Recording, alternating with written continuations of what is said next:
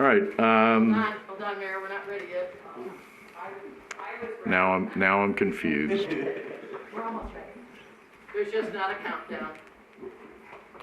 5, 4, 3, 2, 1.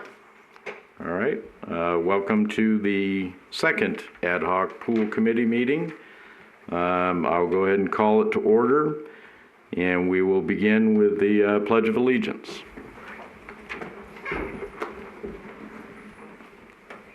I pledge allegiance to the flag of the United States of America and to the republic for which it stands, one nation, under God, indivisible, with liberty and justice for all.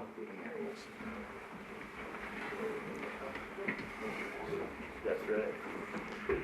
All right, we'll have our first public comment session. Comment during this portion of the agenda must be limited to matters on the agenda for action. Each person has up to 5 minutes to speak on a specific agenda item. Anyone wishing to speak in public comment? Mr. Volz? Good afternoon. For the record, Fred Volz. 917, that's the number each of us should keep in mind because there are that many private swimming pools in Boulder City. Except for the Best Western Inn, few of these pools have a permanent cover over them. The private pools are infrequently used, and for the few residents who need swimming pools but don't have one of their own, perhaps neighbors can make arrangements with their neighbors for periodic use. What's deeply disturbing about city staff's support materials for today's meeting is the absence of suggestions on how to prune costs from any swimming pool initiative, despite Agenda Item 7's focus.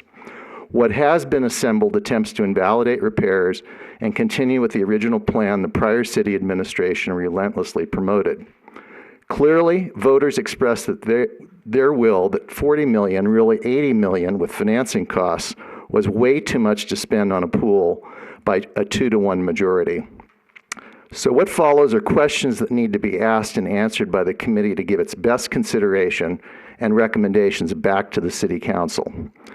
First question, do we need 3 public pools given 115 people a day in average attendance? Next, we have a water feature expressly for children in Veterans Memorial Park. Couldn't that perform the same function as the existing kiddie pool? Next, can we make a sweetheart deal for the relative handful of competitive swimmers with the City of Henderson to use one or all of their 3 existing state-of-the-art facilities for swimming competitions? Similarly, couldn't RTC be approached about offering discounted or city-subsidized transportation passes to Henderson for competitive swimmers or regular recreational swimmers? Does a city swimming pool need to be enclosed for year-round use if there's some type of manual or automated cover, not a dome, which could be retracted and engaged to save energy, water, and chemicals? If what we need is one municipal swimming pool, why do we need racquetball courts, bleachers, tennis courts, fitness centers, a multi-purpose room, a second or a third pool, or a group exercise room? And while we look forward to the Mirtha Pool presentation today, which may be a cost-effective alternative for Boulder City, we do need to be thinking much more creatively and with a concern for the over 11% of Boulder City households officially living in poverty based on their incomes. For them, new taxes to pay for a city facility that will benefit few residents becomes yet another burden on their limited incomes. As city staff clearly lack the funds to accomplish all of the capital improvements at once, choices must be made on what are priorities and essential items versus what are discretionary expenditures. And I would ask that my comments be included verbatim in meeting minutes for today. Thank you. Thank you. Anyone else wishing to speak in public comment? Okay, we'll go ahead and close the public comment period and move to our first item, which is approval of the minutes from the October 15th meeting. Anyone wishing to make a motion? I move to approve the minutes. Anyone wishing to second? I'll second. All right, all in favor? Aye. Any opposed? Unanimous on the approval. Item number 2 for possible action, presentation by Mike Mintenko regarding Mirtha Pools. Mr. Mintenko. Thank you, Mr. Mayor. For the record, my name is Mike Montanko. I'm the Director of Sales for Merthyr Pools USA, and I'm here today to hopefully educate the committee and the community a little bit about Merthyr Pools and what our product is and how it could be a benefit for consideration in your pool planning. So to give you an understanding of Merthyr, give you a little bit of background. Merthyr is an Italian family-run pool manufacturing business that's been around for 59 years. That's a picture of our owner, Giorgio Coletto, who started the company. We are a worldwide manufacturer and that we produce facilities or pools, our pool material, in 70 countries around the world. We're made of 270 employees and 5 subsidiaries throughout most of the major locations throughout the world. Sorry. And 400 representatives.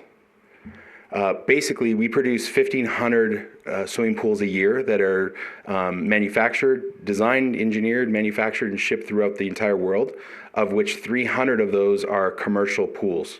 So when I say commercial, I mean something that is the size of 6,000 square feet, similar to the pool that you currently have. To give you a little bit on our history, I think it's important to understand the company, where we came from, and what we do. But essentially, throughout the years, we've basically started in northern Italy, like I described, and we acquired the German patent of Merthyr technology, which is the patented process of laminating a hard bond PVC to stainless steel. Right, so we're different than traditional gunite, shotcrete type of construction. 1979, we began water parks and slides, etc. But really, in 1987, we did the first temporary pool for European Championships, which then spurred really the entire industry and the brand worldwide around high-end competitive swimming, but also taking that same Olympic standard technology and bringing it to public institutions such as your own. We were in the 1996 Olympics. And in 1997, we came out with a system called Renovaction, where we can actually reline an existing concrete shell vessel and refurbish it, which might be something for consideration. And then our office in the U.S. started in 2000.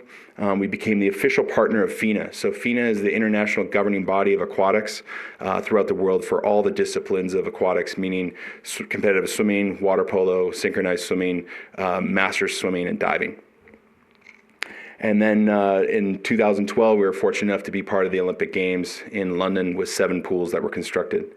And then most recently, we provided 18 pools for the Olympic Games in Rio. Next summer in Japan, we will provide 3 50-meter pools for the Olympic Games in Tokyo. So as I mentioned before, we're the official partner of FINA, and we've been selected for many World Championship and Olympic type venues.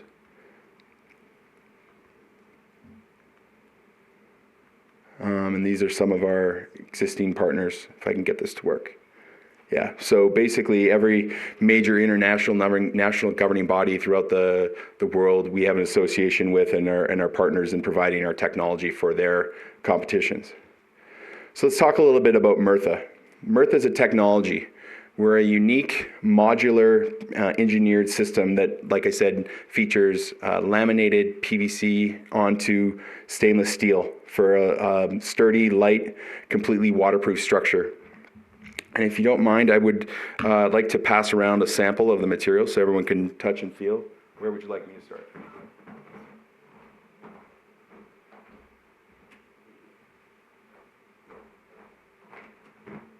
Is it possible to play the video?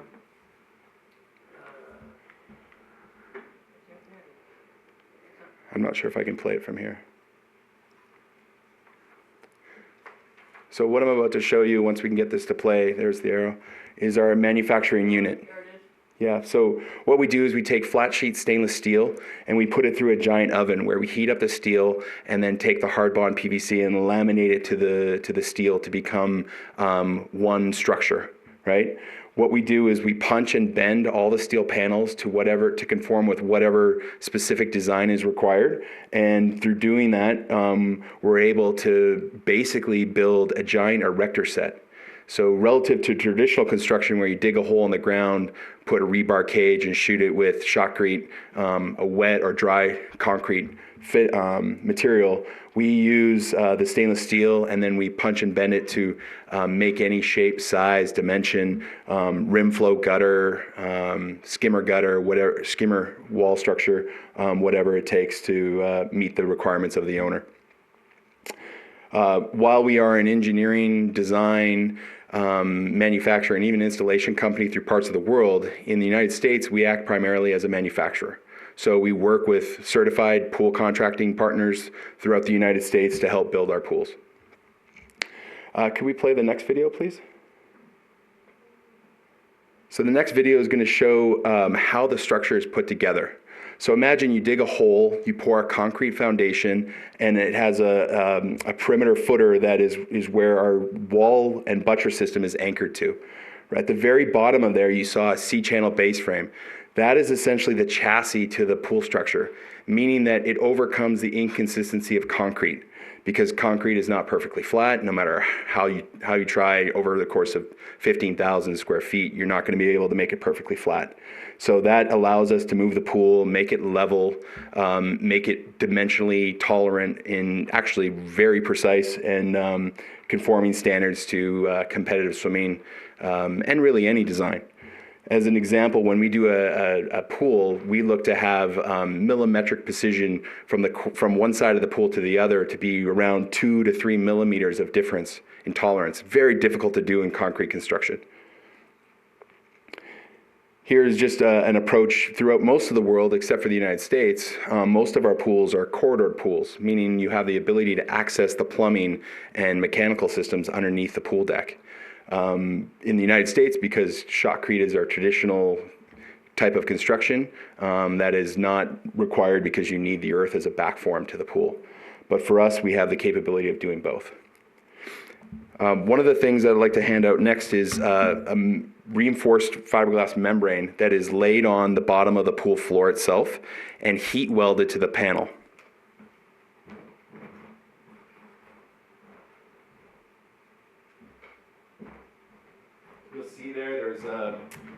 You'll see there's an anti-slip version and a smooth version, right? Depending on the type of programming, you have different surfaces to meet health code requirements, etc.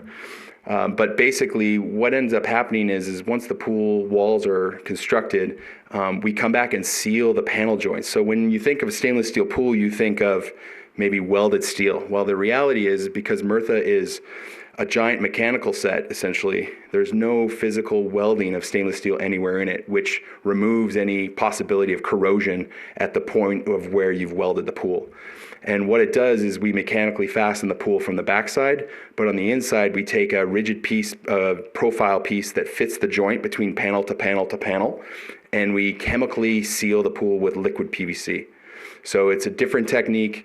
The beauty of this system is that it's long lasting and it's durable and it withstands a lot more abuse than a concrete pool, right? The value proposition of a Murtha structure is not having to ever replaster, repaint, or retile the interior surface, right? And those are inherent maintenance challenges that you have with any traditional pool. So something to consider. I'll whip through some of this real quickly to give you a sense of the company and what types of projects we do, because I think it's important to understand in general what type of projects we're doing, because it's not just about Olympic competition pools. It's about community. It's about programming for cradle to grave, right? Every type of programming needed, and all these different pools can meet those needs. And we really just do our best to fit in the confines of what is being asked of us. So thermal spa, special solutions, acrylic glass.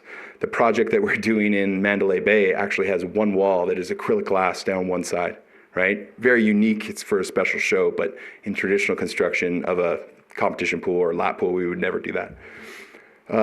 Water parks is one aspect as well. Cruise ships. We do a lot of cruise ships with water slides and leisure features. Hospitality, rooftop, elevated pools. Where Murtha pools is 1/7 the weight of concrete in our structure, it's much lighter, faster to construct, right? It has many advantages. both in resort-style pools as well as this type of pool. The pools that we build for the Olympic trials next summer in Omaha, Nebraska, there's two 50-meter pools. We will build two 50-meter pools from start to finish in 10 days, right? There's no one else in the world that builds pools these fast. And that's important. These are some of the recent examples of Olympic pools that we've done. I've already spoken a little bit about that. International competitions, again, we are the standard. Every major competition around the world has been held in a Murtha pool. And we get creative, right? We work with the owner to figure out what's the best solution. This is a Murtha pool on a floating barge in the Danube River for the World Championships where they're doing a high dive. I'm not interested in diving 100 feet off that, but some people do for competition. All the European Championships as well, important. Now, competition pools. This is really our bread and butter, and this is where our brand is really grown throughout the world, but it's important to see the types of projects we do. These are really the basics of our value, and these are something that any owner should be considering. Like I said, the long life and the durability, the low maintenance costs, the ease of cleaning, right? The PVC on the steel that I handed you is inert, right? So LJ does not leach into it like it does in a concrete plaster finish, right? So it's much easier to clean. No need to retile, repaint, replaster. I've mentioned that. It's 100% watertight. That's very important, right? Our pools come with a 25-year warranty on structure and a 10-year warranty on all the PVC components. Typical shotcrete concrete design will get you a year, maybe 2 years maximum, right? So there's an advantage there. We do custom design and engineering. If there's specific challenges with soil conditions, specific challenges with sites, we can overcome some of those. We have a lot of different turnkey design build experience as well with contracting partners from around the country. Sustainable design. I think it's really important. LEED is a question or a topic that gets brought up all the time. Pools are not really green when it comes to the amount of energy and resources that go into operating them. But for us, if there's things that we can do on the front end with an architect who's designing the project, we can help actually bring points to get the holistic project LEED certification if that's a requirement.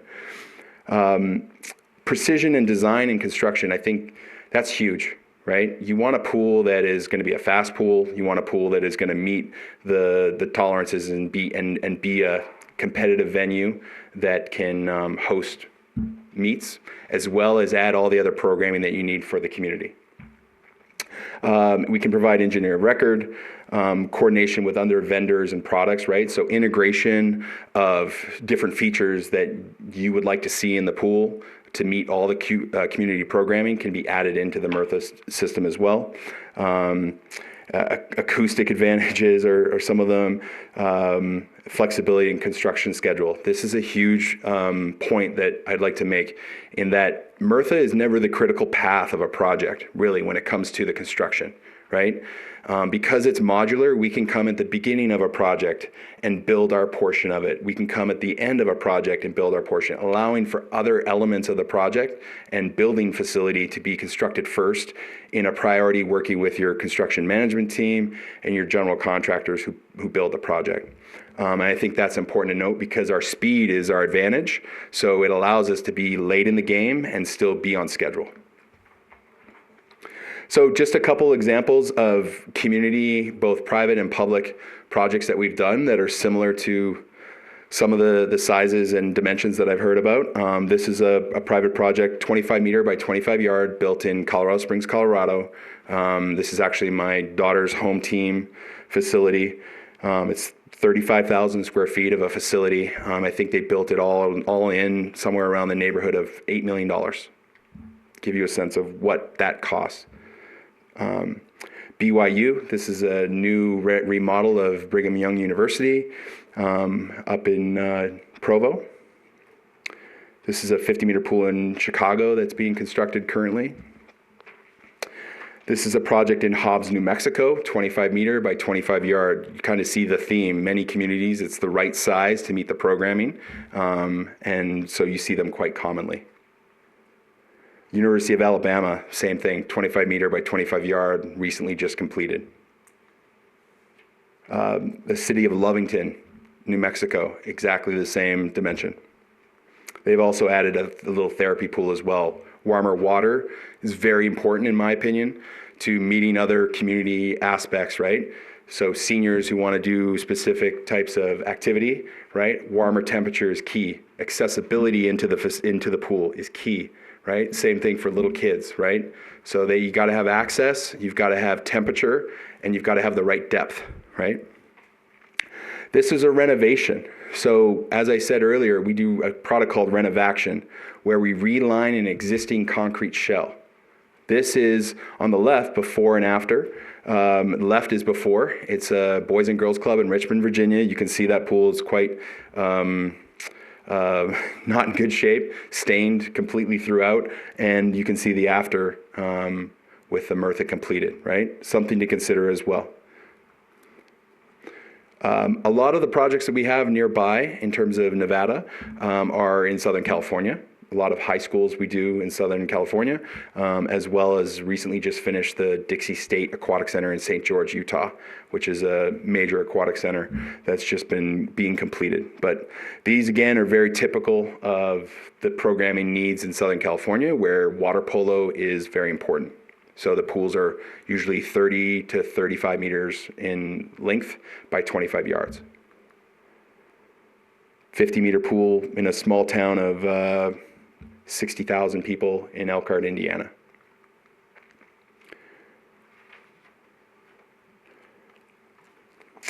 This is a project that was just completed. It's a school district joint venture between the city of El Segundo and Wiseburn Unified School District. It's a 50-meter pool, and then there's another teaching pool / warm-up, warm-down, ramp entry, etc. This was built, I think, in the neighborhood of, for the pool scope, around $5 million, and it is literally about a stone's throw from LAX airport. So, same thing, Hollister, California, 50-meter, and then a separate pool. So these are just examples of recent projects that I wanted to show. And then here as well. So that's the presentation. That's Murtha Pools in a real quick version. I don't know if I need to take questions now or can do it after. I will be around. So, if you're finished with your presentation, we'll go ahead and open it up for questions. Perfect. Okay. Any questions from the committee? I have a question. The first part you said, does it need a concrete foundation before you begin? Is that correct? Yes, it does. Yeah. Okay. So you would excavate a hole in the earth, obviously soils conditions, a geotechnical report, which would be done by an architect or an engineering firm, would determine what the thickness of that concrete foundation to the pool needs to be. And that would be the same for a traditional pool. You'd have to do that as well. Yeah. Okay. I had a question, just having owned a swimming pool, these textures, are Yes. they hard to, do they stay clean? I mean, they seem like they might be. Yeah, they're actually, I think, easier to clean. One of the testaments that I would give would be my experience with the dreaded bobby pin, right? You've all been in pools where a bobby pin has fallen out of someone's hair, it's on the plaster, and it rusts and leaves a mark on the pool floor, right? On a Murtha, on the membrane, it literally just disintegrates, and I can rub it away with my hands and does not leave a mark, right? So it's a little more, like I said, it's more durable. It's a PVC component. You cannot actually leach any type of material into it. Okay. Thank you. You're welcome. Anyone else? So the 10 days you're talking about constructing, that's after the concrete? So that, what I described as 10 days is a special event, right? And Right. like the event here in Las Vegas at Mandalay Bay in December, we put a lot of manpower at it, right? Not typical of a normal project, right? So typically a Murtha pool of the size of a 25 meter by 25 yard, that scope itself would take anywhere from 14 to 16 weeks, right? Keep in mind, within those weeks, it's probably 2 mobilizations and separate construction, meaning, as example, in an indoor pool, you pour the foundation, you put up the wall structure, and then you'd actually, as a pool contractor, move on to do mechanical systems, etc. And you would leave that interior floor surface for a general contractor to come in with their equipment and get up to the roof to be able to do duct work, HVAC work, right? Lighting, painting, things like that, right? And then at the very end, you come back and seal and do the waterproofing elements of the Murtha pool. Mr. Anderson? I know that you're here to talk about the pool at Mandalay Bay, and maybe we acquire that. Do you have figures on how much it would be to basically install it with all the framing and the... Sure. So I don't have specific numbers as it relates to your pool, because it's kind of like buying a car, right? Car costs something, but the MSRP is all different depending on the features you put in the car, right? The reality is that the package with ISL is actually 30% discount from full retail, which is significant. It comes with specific mechanical equipment, the filter, pump, UV, the chemical controllers, etc. There are some other elements that are needed to finish that mechanical system. And I can explain why if you'd let me. Reason is that when we take down a temporary pool, the plumbing, the pipe work and stuff like that doesn't really fit into the next project, right? You got to cut pipe and it becomes much more difficult. So you have to get new piping, right? At Mandalay Bay with the ISL event, we actually are tying into their heating system. So for a permanent facility, some type of new heater would be required, right? Whether it's standalone or tying into another boiler. So the cost on that equipment and that pool to take the pool from its current size to 75 feet wide by 82 with all of the markings and the targets and the anchors and everything, I recently just did for another potential client. The cost came to $760,000, right? With the mechanical and everything. Now, on top of that, you have to dig the hole, pour the concrete foundation, install it. My guess is that number, when it's all said and done on pool scope, is going to be somewhere between 1.3 million and 1.6 million, right? That's rough order of magnitude type pricing, right? Off of what I know at this point.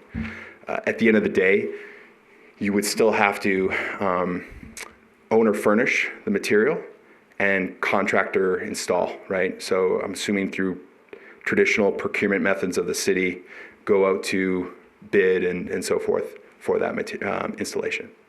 So. Anyone else?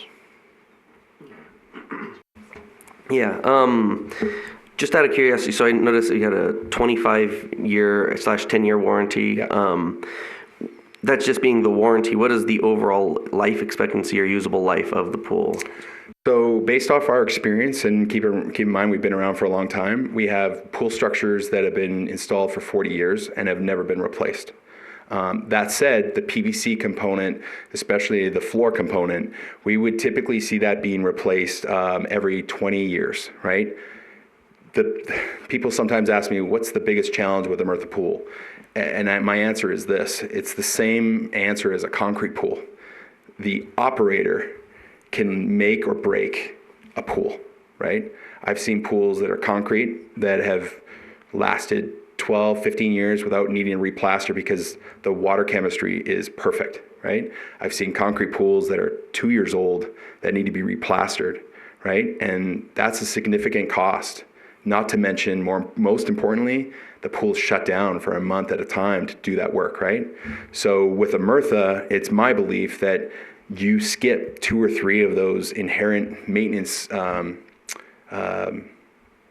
not opportunities, but maintenance occasions, right?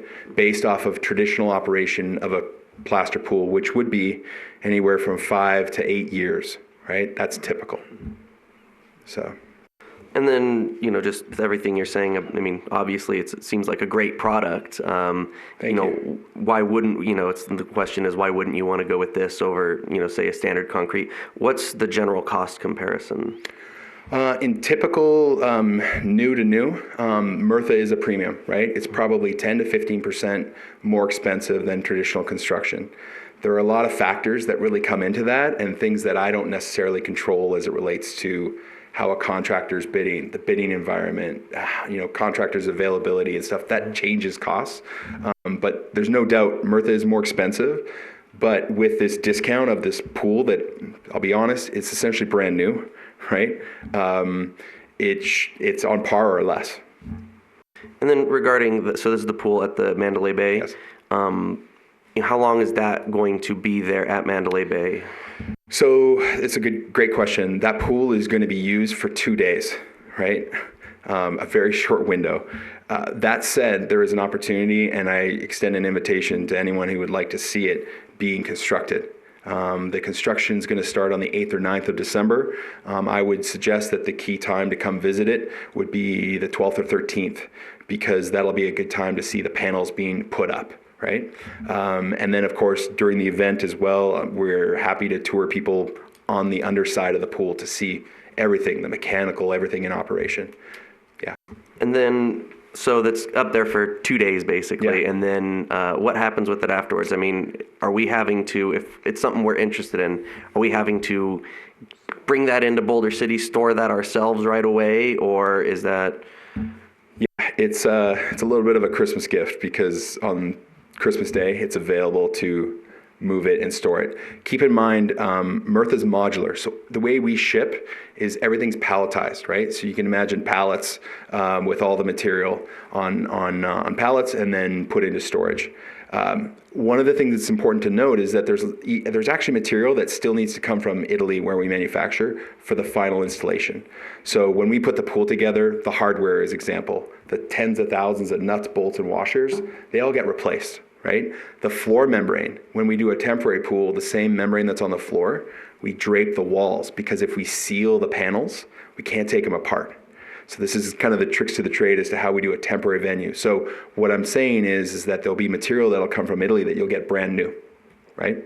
And we can time that within your schedule. Yeah. And then I think my last question would be then, so this pool itself isn't subpar necessarily. Once we get it installed, it would be just as equal. I understand it's been used, but it's equally of equal quality. It's not just this temporary, we're just kind of throwing something together. Is that correct? So one of the things that's really important to us, when we do these temporary events, they're live on TV, right? So we insist on having the best mechanical systems, the best water, the best opportunity for us not only to showcase the event, but to showcase our product, right? We don't want bad water clarity. So we have the best filtration, the best of the best. And that's passed along to you as the final owner. One thing it's important to note, the pools from ISL, the wall panels themselves, the water in those pools will have never touched them, right? Will have never touched them, because, like I said, we bag line the pool for the event. So there'll still be the plastic shipping material on those panels, right? And it's a neat way, to be totally honest, it's a neat legacy, right? There'll be world records broken in that pool. And to some people, that's a great story to tell. Especially in our community. And then I actually did have one other question. Sure. How much space, once it's all broken down into pallets and everything like that, how much space do you generally think it would, just so that, to store it? Yeah, Mm-hmm. I can get you a specific exact answer. My guess is it's probably, on the first storage of it, is probably 2 40-foot containers. So 10 by 40 times 2. Okay. Yeah. Thank you. My question is, I think you said it had a clear wall. Yes. So is that something that would be part of our pool, or that would not? No. So Okay. for the event, she's asking on the design of the ISL pool, in a very unique fashion for a competition pool, they're putting an acrylic wall down one length of the pool. It's my intent, and certainly in the proposal, to not sell that component. Certainly if you wanted it, we could do that, but I would recommend against it. And I would build a traditional pool from that perspective. So in the package, it's complete replacement of that 82-foot section of wall. Yeah. Yeah. The goal is not to be SeaWorld. Yeah. You had mentioned the construction time when you're doing things like this, 10 days. Standard construction time, you said, I believe, 14 to... Yeah. So the three to 4 months, right, is the typical scope of MRTA. Okay. Yeah. Now, for relining a pool, that is just the PVC material then that would go down over the concrete? No, Mr. Mayor, it's actually the same panel sample that I sent you. So it's a product called Renovaction. And what we do is we have a rail system that is anchored into the existing concrete structure. And it allows us to do a couple things. It allows us to change the size of the pool potentially, make it bigger, make it shallower, make it deeper, right? There's those options. What we commonly find in a lot of pools and communities around the country is the programming no longer meets today's requirements, right? And so the size of the pools change. As an example, I've seen water polo pools played in 4 feet of water. Well, it's an advantage to the other team if they can stand on the bottom, right? So what we typically see and we're doing projects like this currently is we'll take our freestanding technology, which I've shown you on the screen, and marry it to Renovaction. Meaning, if you want to make the pool bigger, we can demolition one wall and make an end deeper, right? And add a deeper wall, right? That requires some engineering, some design, and some field measurements to make sure that the concrete is sound enough to be able to anchor to it. But essentially what you're doing is you're giving the pool a facelift, right? It's a long-term facelift with a 25 and 10-year warranty relative to the other option, which is just replaster and the same old programming, right? So something to consider as well. With that, an issue we have with our existing pool is the depth. Yeah. So that would then require going up above the level it's currently at, or? Yeah, so I've seen your facility, and one of the options there, and certainly the ability to change the depth is certainly there. Part of doing that is changing the deck height as well. But in my opinion, based off of that facility and what you might want to do, you've got the ability to remove the bubble and lift everything up and make it deeper, right? Same thing if you wanted one side of the pool more deep, we would take off a wall section there, it would be demolition, and then we would slope down and make the pool deeper. So build a new footer foundation and tie those together. Yeah. Okay. So it's really, as far as the repair goes then, it's not just a reline, it's some substantial work that goes into that. Yes. Renovaction is not a replacement for replaster as a cost comparison. It is a option to do less with the budget, right? In terms of spending without building everything brand new. If it works out well, you can basically get a brand new pool and use part of that existing structure as part of your pool, right? But I can say this without any hesitancy. Many of our technicians, when they go in the field, they'd be very hard pressed to be able to tell the difference as to where that transition is from Renovaction to brand new, right? It looks seamless. Well, of course, part of the issue we have as well are things like the filtration system.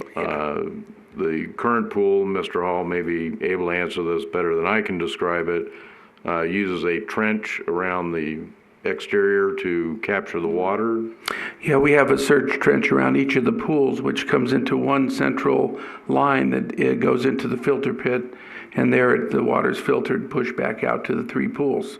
And with the health department, I believe we have to segregate or be able to segregate depending on the number of pools. Yes, correctly. Definitely, if you have more bodies of water, you're going to need to meet the requirement of having separate filtration for each one. Mm-hmm.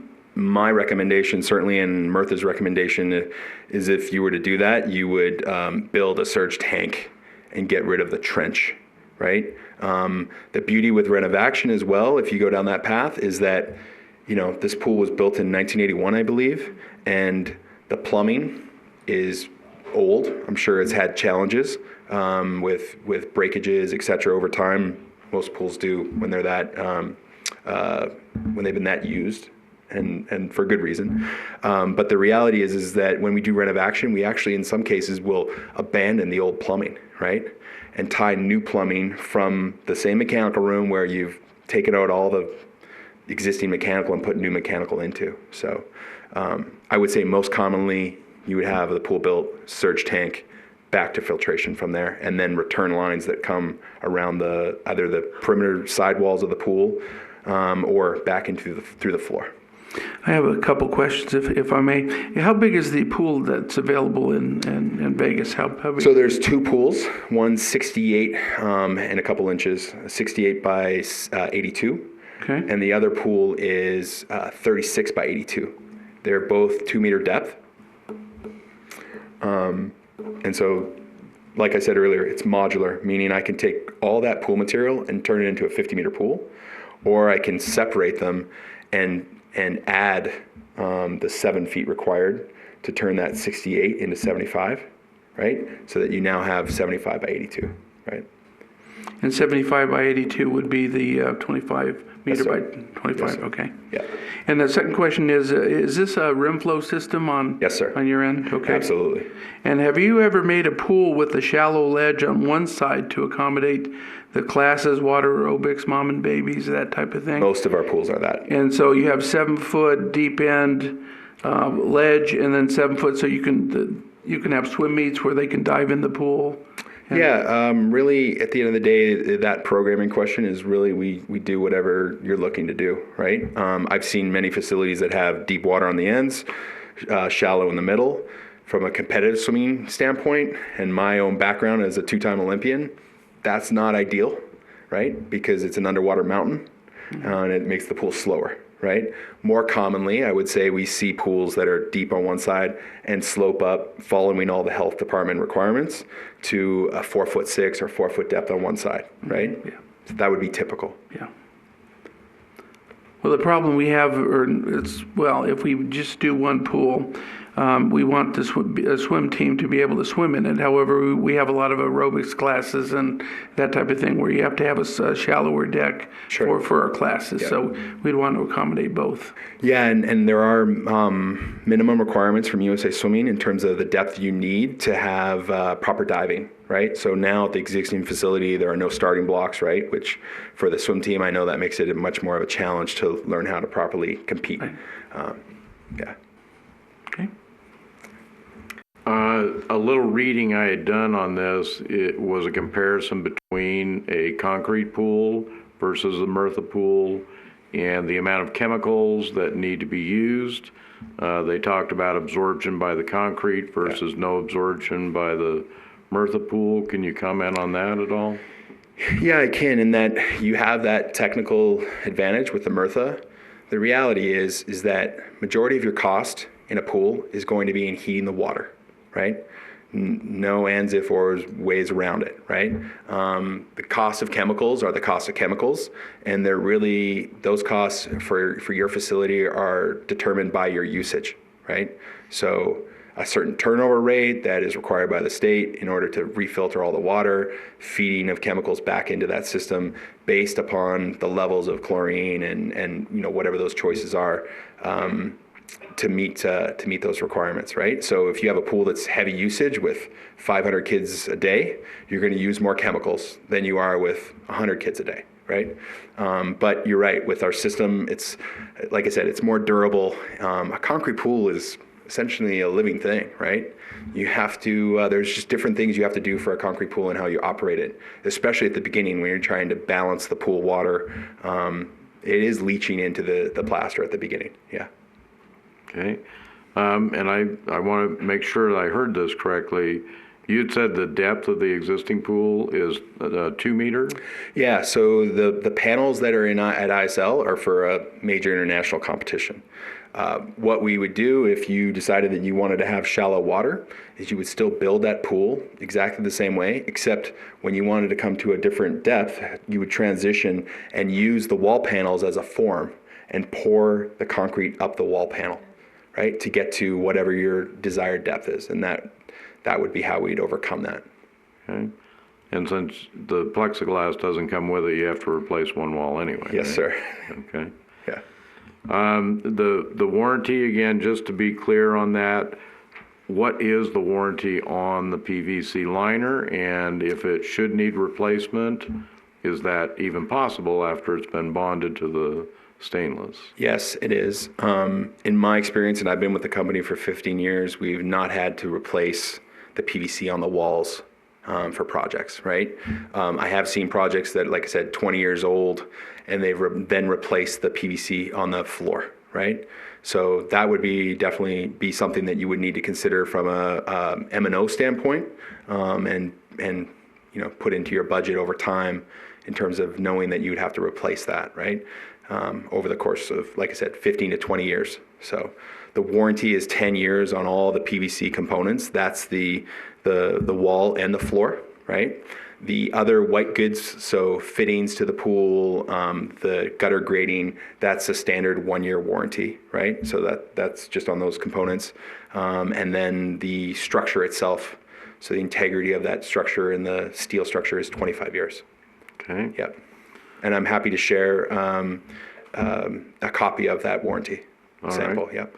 Yes, and actually I came across a couple of stories where the company has probably corrected some construction defects at no cost to the end buyer of it.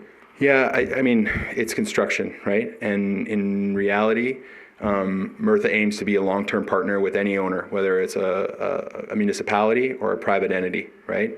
And be there for the long term to help solve any challenges that they might have, including getting them connected to the right people on mechanical systems and things like that we don't actually fabricate. Okay. And I guess that would be my last question then.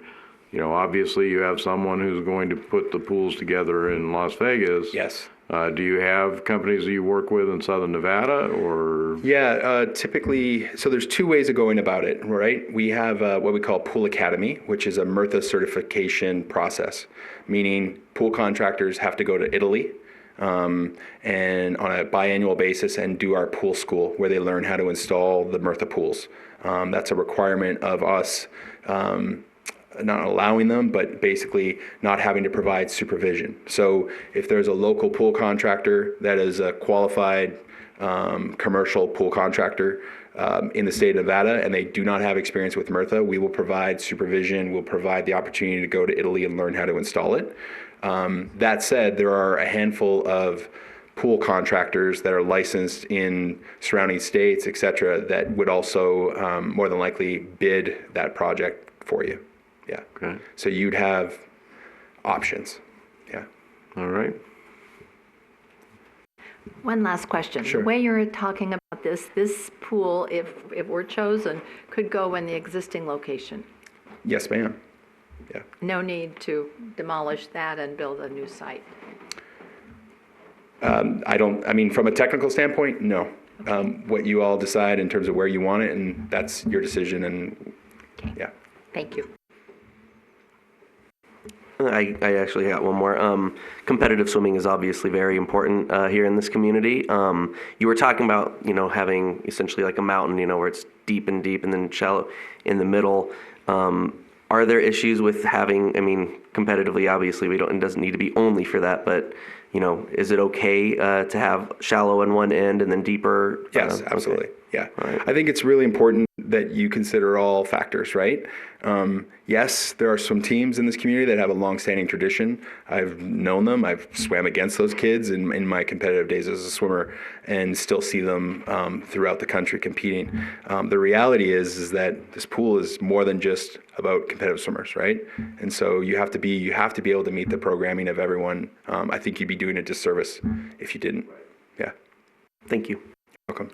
So probably for our needs, it would be better to have the competitive pretty much one depth, and then have a similar smaller pool that we could change the water temperature and make it more gradual or a lower depth, and you could be able to do that. Yeah, for sure. I would say if any of you had the chance to go to the USA Swimming Facilities Department build a pool, that would be most typically of what they're promoting, right? Is 2 bodies of water, one for the lap swimming programming and so on, and then one smaller pool with warmer water, right? Again, it's about temperature, it's about access, and it's about depth, right? So if you want better programming, you meet the temperature needs of younger kids and seniors, and you do that by having a smaller separate body of water. I would say if you could help out, I mean, this committee's about the money and the better for the community. If we were to buy one pool, how much it would be? If we were to buy both the pools, how much it would be? And Yes. then if we were to store it, and say we had to store it for a year and a half or 2 years as everything went together, Yeah. kind of a budget what that would be. You say there's other contractors, maybe we could field that out. And then just for the heck of it, like a cost of the liner, Sure. 20 years down the road, kind of the hard costs and see. Yep. I'm happy to do that. I would say in many occasions where we've worked with owners who have bought the pools on a temporary basis, we've had numerous situations where the pools have been stored longer than 2 years, right? It's important to note that warranty doesn't start the minute you own it, right? What we typically do is we get an understanding of the project, when it's going to start, and the clock on the warranty starts when it's installed and commissioned, right? That's important, right? Now, Mirtha Pools doesn't want to warranty something that you're not going to install for 10 years, but I don't think that's going to happen, right? We certainly are willing to wait 3 years and start the clock at that point, right? There's nothing that you can do to damage the pool, in terms of leaving it in storage. Anyone else? All right, well, again, thank you very much. This is new, obviously, but seems like it's an opportunity we would want to take a look at. I appreciate your time in coming out and giving us the presentation on it. Thank you very much for your time. Thank you.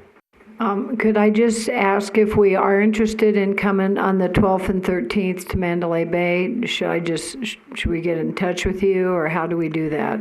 Yeah, get in touch with me. Okay. I think I need to know names, Right. just for security purposes of Mandalay Bay and so forth. But yeah, we can set up a time. My technical director, John Ireland, who will be running the project, will be there as well. And he or I will lead you through and really give you a behind the scenes of the product. Awesome. Thank you so much. Thank you. All right, we will then move to item number 3 for possible action, verbal reports and possible discussion regarding the committee members' tour of the current complex. I know Cherie and Julie were taking some notes, or we can just start describing our wonderful experience at the pool. Mr. Mayor, I would just say, start talking about your wonderful experience, because it was wonderful for me as well. It was good for all of us, I'm sure. Okay, anybody, why don't we start at one end, if there's any comments you'd like to make? Yeah, I appreciate the time of looking at the pool. I'm pretty familiar with it, but it really is in bad shape. And so you think if we could save money by replacing it in where it is, that's probably a good idea. But a lot of the buildings, the restrooms, that itself, it totally needs to be replaced, in my opinion. And that's what I saw. Well, I've used the pool recently, and I know that it's in total disrepair as far as I'm concerned, but I just wondered why it seems like the pool's kind of a stepchild, and that nothing has been set aside for major renovation or really to replace it. And so I think we've reached a point where Band-Aid fixes are no longer going to work. It has to be something major. First of all, I want to thank Roger for his time, and the tour was enlightening, to say the least. The thing that struck me the most was the degradation of anything steel or iron or even galvanized in the mechanical room, in the equipment room. I took pictures, they're on my phone, but basically the knife switches, all the electrical equipment is really degraded by that open pit filtration system. That can all be replaced. We could even build, well, we're going to have to segregate the water from each different pool. So you were looking at probably building at least one big new equipment room with all new equipment, which is expensive. I think we should look into rehabbing, refurbishing the old pool, but at the end of the day, we don't know what we're going to find under the deck, what the plumbing is going to be like, and when we get all said and done, we still have an old pool. So it's something to consider, but the outlook for the old pool, in my mind, is not good. Carol? Well, I didn't go on the tour because I probably swam there every day since 1981. And I'm pretty easy to please, but I get frustrated when the pool goes down because of myriad reasons. Heat, filtration, something is always going down. And obviously for the high school team, it is inadequate in terms of depth. I just want a pool that works, and that works for everybody in the community. Yeah, that going down there, seeing some of the mechanical room, I see pools that are in bad shape every day, and we do this. And some of the things that concern me is how much water is outside of the pool.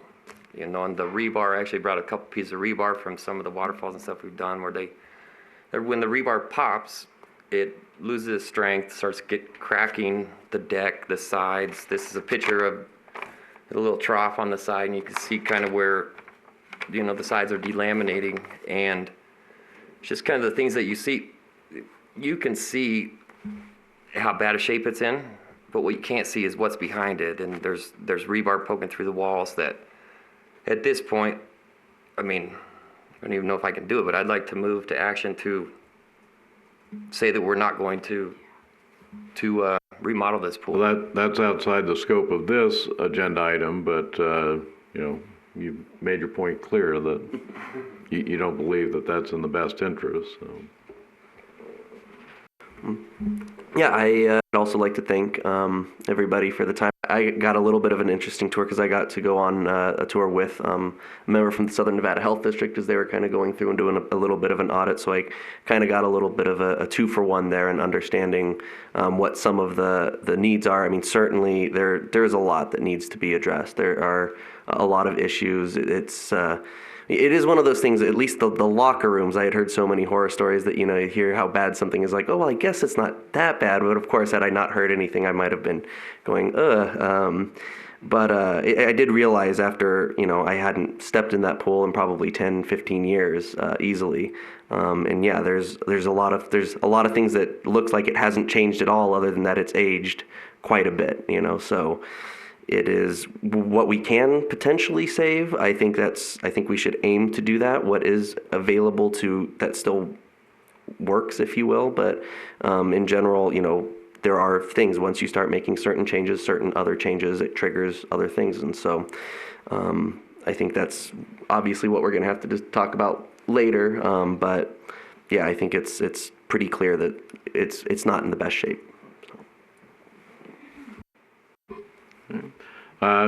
My biggest concern about it is that the depth of the pool is not sufficient for current standards.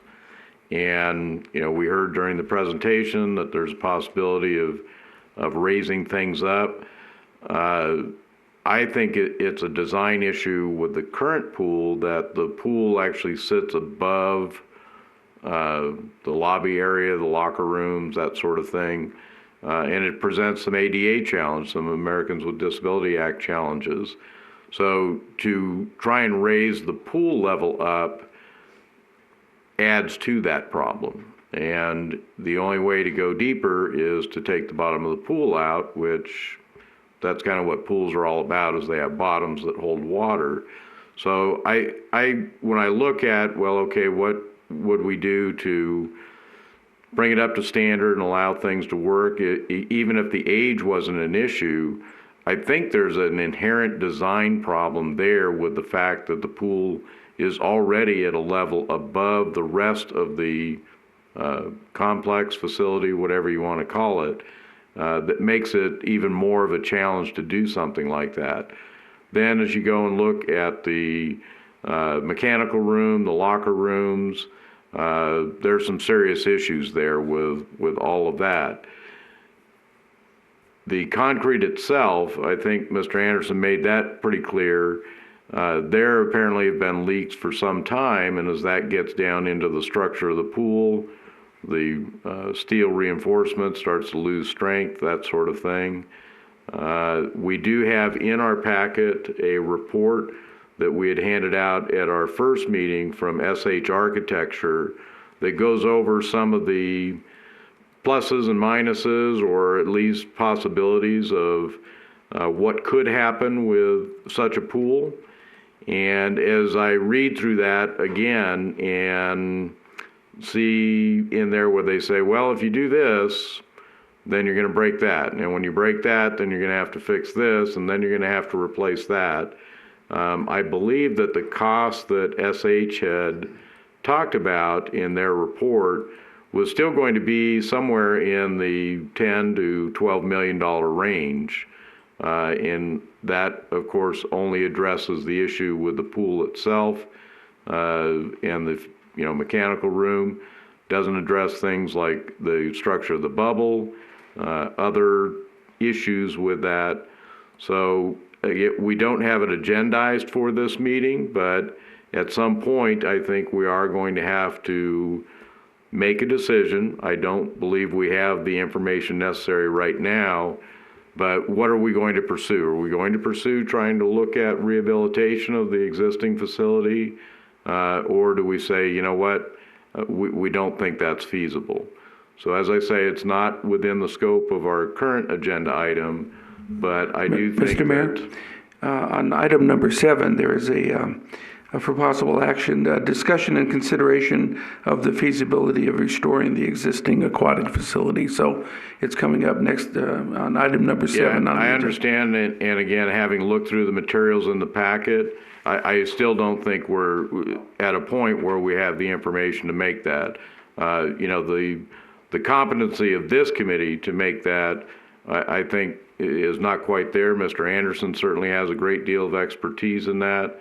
But I think we're going to have to get some additional information. We've now heard from a company that does that for a living. The work that they describe seems to be substantial and still doesn't fix this problem with the ADA issues that I think are present at that pool now. So we will get to that. We can discuss it further. But I think after we get done with that, we're still going to need some more expertise before we line that out, but that will be up to the rest of the committee. We can certainly discuss it. Any other issues with the tour itself? Well, this really isn't an issue with the tour, but the way USA Swimming is changing rules and stuff now, those locker rooms aren't up to snuff as far as not even what's inside them, but entry to the pool. We need family locker rooms, things like that. That's what they're mandating, and so that's something we need to look at, which we don't have right now. Right. And again, that's part of the basic design. Could things like that be added on? Perhaps, but again, we can talk about that a little bit further. Any other comments or questions regarding the conditions that we saw at the pool? Mr. Reel? As I remember, Roger mentioned, I think with the, especially with the diving pool, that it was built on top, left some of the original pool underneath it. And I'm not so sure about the swimming pool. So I think if we just tried to redo the pool, you don't know what you're going to find when you start digging down in the bottom of that thing and just the overall conditions of the buildings, the locker rooms themselves. That building was there when I moved here in 1974, and they did not redo that. So there's a lot of really old stuff there that is in really poor condition. Well, on that note, we'll go ahead then and move to item number 4, verbal report from the Finance Director, Mrs. Pelletier, some information on the funding options and possible available funding. Good afternoon. I'm Diane Pelletier, Boulder City Finance Director. And after the last meeting, I was trying to come up with a way to give the most information and almost make this a teaching session. So I call this Pool Financing Preliminary Information on Financing Options and Available Funding. So do we have PowerPoint? Nope. Did it not get loaded? Not loaded? Do you have it in your packet? If you don't mind, then I'll sit down if it's not loaded. I'll talk from here. I don't think it's there. I didn't see it. It was submitted. I apologize. Pardon?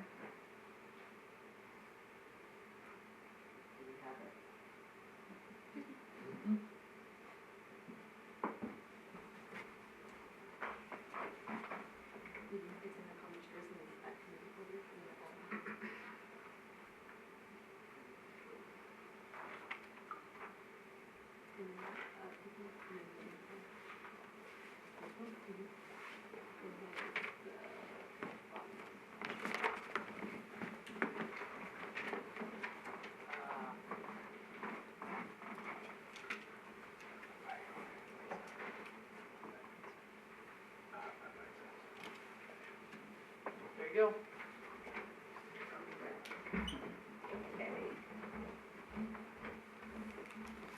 I'm back. Okay, so this is going to be kind of a preliminary discussion, and I guess financing can be pretty complicated, but I'm trying to make this simple for this stage of the game. I guess there's a lot of decisions that you have to make. So the items I want to discuss are 5 things: the city cash by funds, the general fund in particular, and the capital improvement fund. The CIP proposed uses of available general fund, the authorized uses of voter-approved capital improvement fund. Talk about a potential ballot question for 2020, and a summary of ongoing research for pool funding. There's no clicker. Nope. He had, oh, he brought it back here. I didn't know that. Sorry. Okay.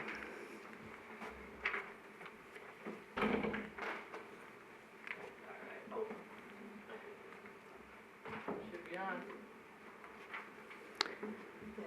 Okay, so those are the things I want to talk about, okay? We're off to a little bit of a shaky start here, so I hope it gets better. Okay. Next slide talks about the 2 sources of cash that the city would have to build the pool. And I highlighted those in yellow, which are the general fund and the capital improvement fund. So I know there's been, each month we give a report to the council, and that report includes this page, which shows the cash by fund. But most of these funds are restricted. In fact, you could see almost all these funds are restricted for specific purposes. So the funds we can use for a pool would be the general fund and the capital improvement fund.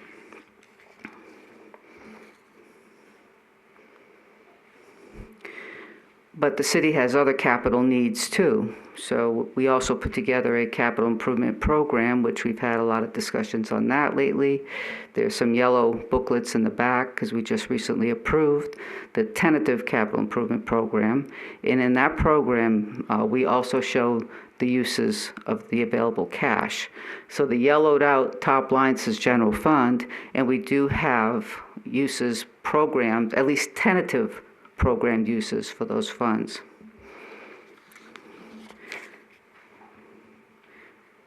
I think I want to go back one. Okay, so to this cash fund, cash by fund, the general fund has $21 million in cash, but of that we have restrictions against that, which is $9 million. And deferred revenue is revenue that we can't use yet because we haven't technically earned it, so we can't accounting-wise use that. So the available funding is $9.1 million. And then when you look at the capital improvement fund, that is $9.9 million, and a lot of that is restricted also. Okay. Ms. Pelletier, can you tell us how much of that fund is restricted so that we have an understanding of what is available within that fund? Well, right now there's $9,885,000 in that fund, but as of the September 2019 report, $9 million was restricted or reserved. And the reserves are for what? For already capital improvement uses. Okay, projects that are actually in progress or that are proposed? Both. Okay, we don't know the breakdown then between those in progress and those proposed? Well, that changes continuously, so I think we're getting to a point where we'll be able to show that at some point in time, but for this discussion, I don't have that information with me. Okay, because essentially then we have next to nothing in the capital improvement fund. Well, there's money going in there each year, and this capital improvement fund is voter approved funding too. It has to be voter approved to use. Okay, so these projects that you're talking about have already been voter approved, or?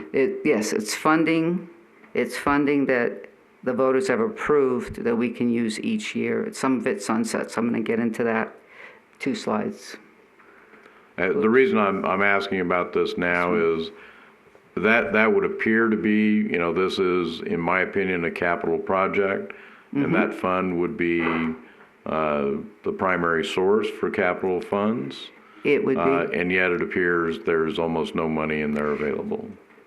Well, when we approved the tentative capital improvement plan, I think I made a statement that it most certainly, not definitely, but there's a good chance it would be changing, and some of these discussions could impact those changes. Because just this year we'd had a bond question asking to spend $5 million from that account. Was that money never there when the bond question was proposed, or? No, that money is there. So this is restricted for capital improvements for the general fund. That's what these are. But wasn't that what the bond question was about? Yes. A lot of this money is already allocated to specific projects or not? Well, we do in the capital improvement, the tentatively approved, we have the programming out for 5 years. Right. So I think we show that on this particular slide. So, oh no, we don't.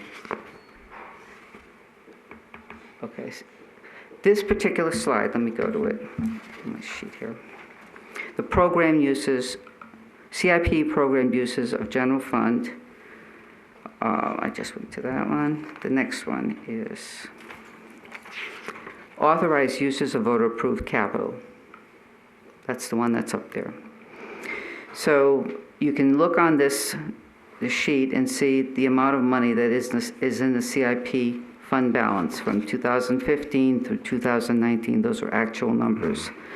So at the beginning of 2020, the fund balance in the CIP fund is projected to be, because the year is not ended yet, $11.425 million. And then we have revenues that are projected to come in each year, and then we have the expenses, which are already programmed per the voters. So that is shown here as projected expenditures. And I believe that those will add up to that 9 million on the prior page. May I ask you a question? Certainly. What does VERF represent? It's on your second page, and it has 650,000. Vehicle and Equipment Replacement Fund. Okay, thanks. Okay. Looking at this authorized uses of voter-approved capital, Yes. I'm assuming it's this fiscal year we're in now that is shown as 2020, so that's actually 1920. Okay. You're showing a balance of roughly 11.4 million, and then next year it goes to almost 23 million. Yes, because of the projected land sales. Okay. So those are the projected revenues. So these are projections. If the land doesn't get sold, that won't happen.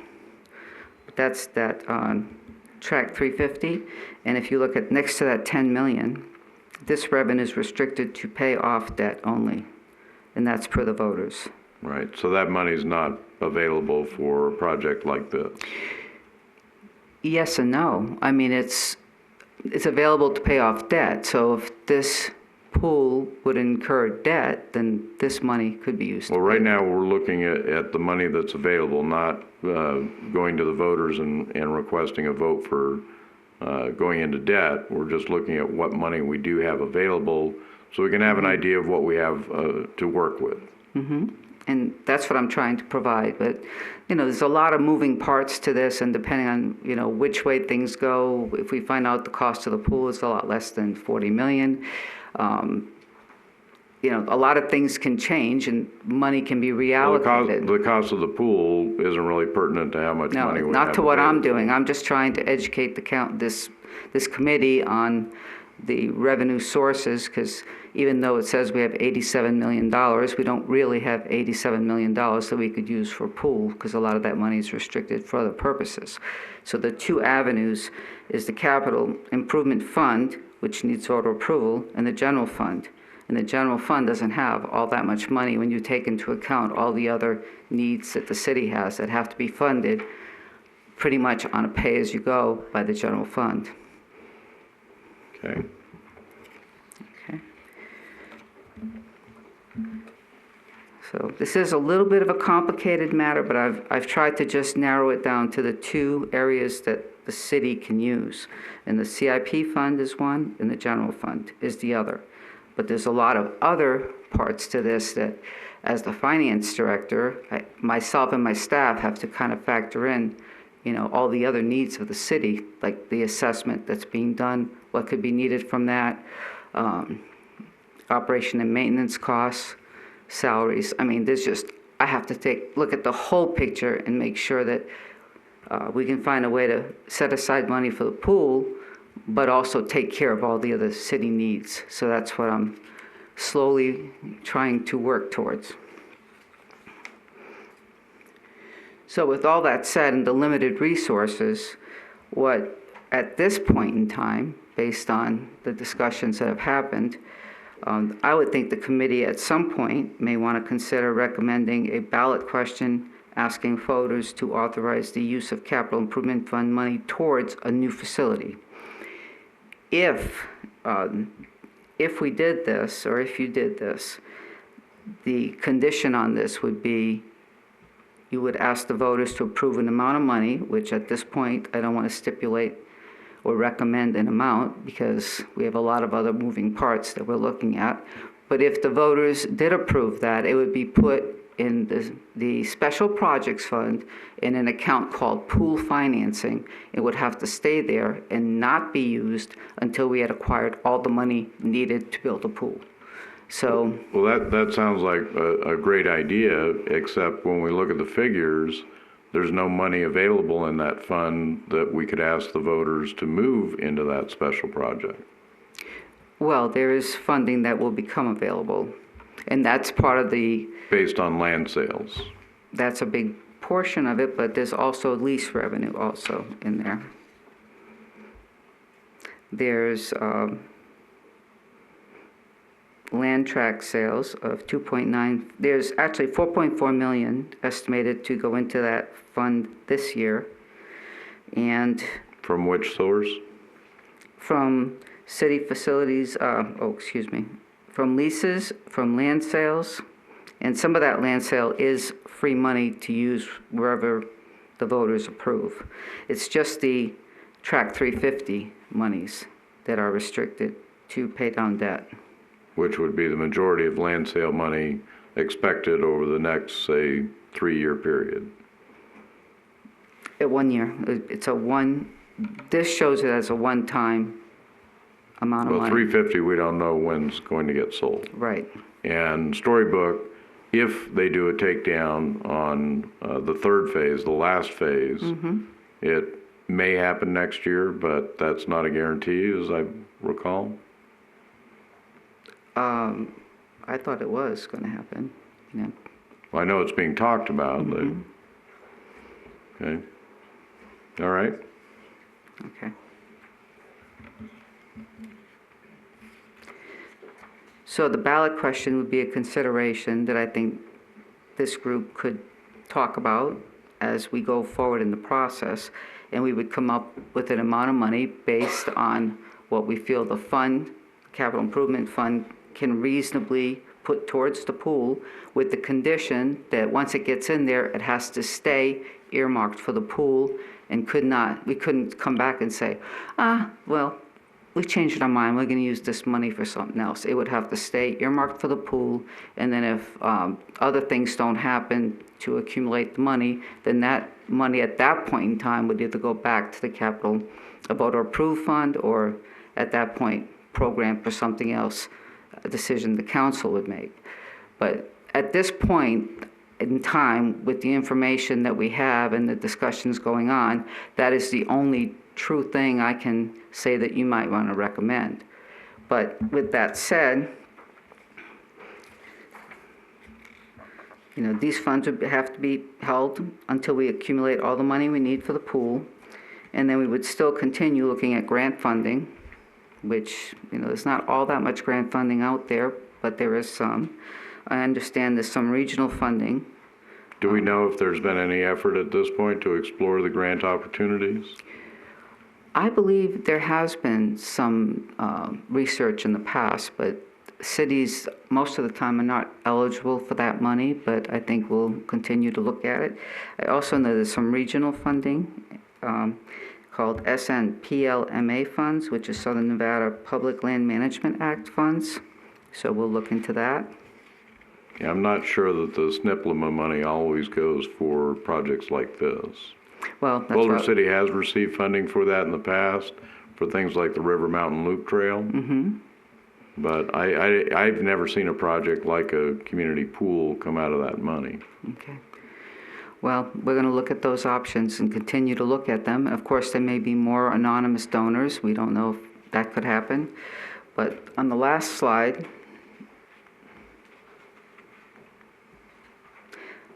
we also are looking at one other thing, which is, I've been trying to think of a fancy way to describe it, but I've come up with like a five-star pronged approach, or a roadmap to the pool approach. And this would be maybe a 5 to 7 year recipe. Another word I've thrown out there, because you have to follow the recipe to get to the pool. Just some ideas we're looking at as to how we could each year allocate money, find money in the general fund, and program it to that account that would be created if the voters approved a initial amount of money into a pool financing fund. So a responsible way to do that would be to be looking at the cash flows of the city for the 5-year period for the general fund, look at the capital projects for the 5-year period or even going out further for the special projects fund and things needed, and try to make a responsible plan to accumulate up to maybe $20 million over a 5 to 7 year period, with the idea that at that point in time, we would go and do some private financing for the balance needed for the pool. Put that in, do similar to what we're doing right now for the refinancing on the utility debt, which would put it in a one bank holding company, excuse me, and at some point in time, we could start paying down on that principal quicker than if we did a bond issue. So it'd be a private placement. So that's kind of and I don't want to get into too much detail because we are working on it, but it's a rather complicated plan that would involve commitment to say we're going to stick with this for a 5 to 7 year period of allocating X amount of dollars each year. At the end of that, go for a bond issue or a private placement, and then use maybe the 10 million from the 350 sale to pay down that private placement quickly. Well, I think that's problematic, though, because Oh, it probably is. when it went to the voters and they said, yeah, we'll go ahead and agree with the sale of land, if that proceeds from that go to debt, well, I don't think the intent was to incur new debt. I think the intent of that was to pay the old debt. So I'm not sure that if that land sells, that money is available to finance new debt. Debt is something that exists, not something that you're going to incur. No, but I think that would require a legal interpretation of. Do we have one? I don't have one on that at this point in time. Okay. Because we're still kind of fleshing out how this whole roadmap would work, and making sure that I don't neglect any areas of the budget that may require financing. So I'm just trying to do my due diligence in trying to come up with ideas, run it by many staff members, ask them to poke holes in it, tell me where I'm off my rocker and don't know what I'm talking about. And, I think we're getting there. We're making progress on it, because you're right. We don't have a whole bunch of money sitting that we can just say, okay, we're just going to move this money over. But I think I firmly believe that the city could come up with a 5-year or 6-year idea of how we can set aside funds each year, with the idea of, at the end of that time, financing what's the remainder that's needed. So that's pretty much my presentation for this meeting. So. Okay, anyone else have questions? Well, in reading through the minutes of the Park and Rec Department and the City Council, since 2017, there have been comments about looking for ways to do this, but today we still don't hear an actual amount of money that is due. It's still all rather supposition. Is that correct? I'm not sure of your question. Oh, I guess I thought today I was going to hear there is a certain amount of money that the city could use toward a pool. There is not. I can't responsibly say that there is X amount of dollars that the city could use towards the pool. Right. I think it would require looking at the whole picture of what the city needs are. And I know we have many assessments going on right now.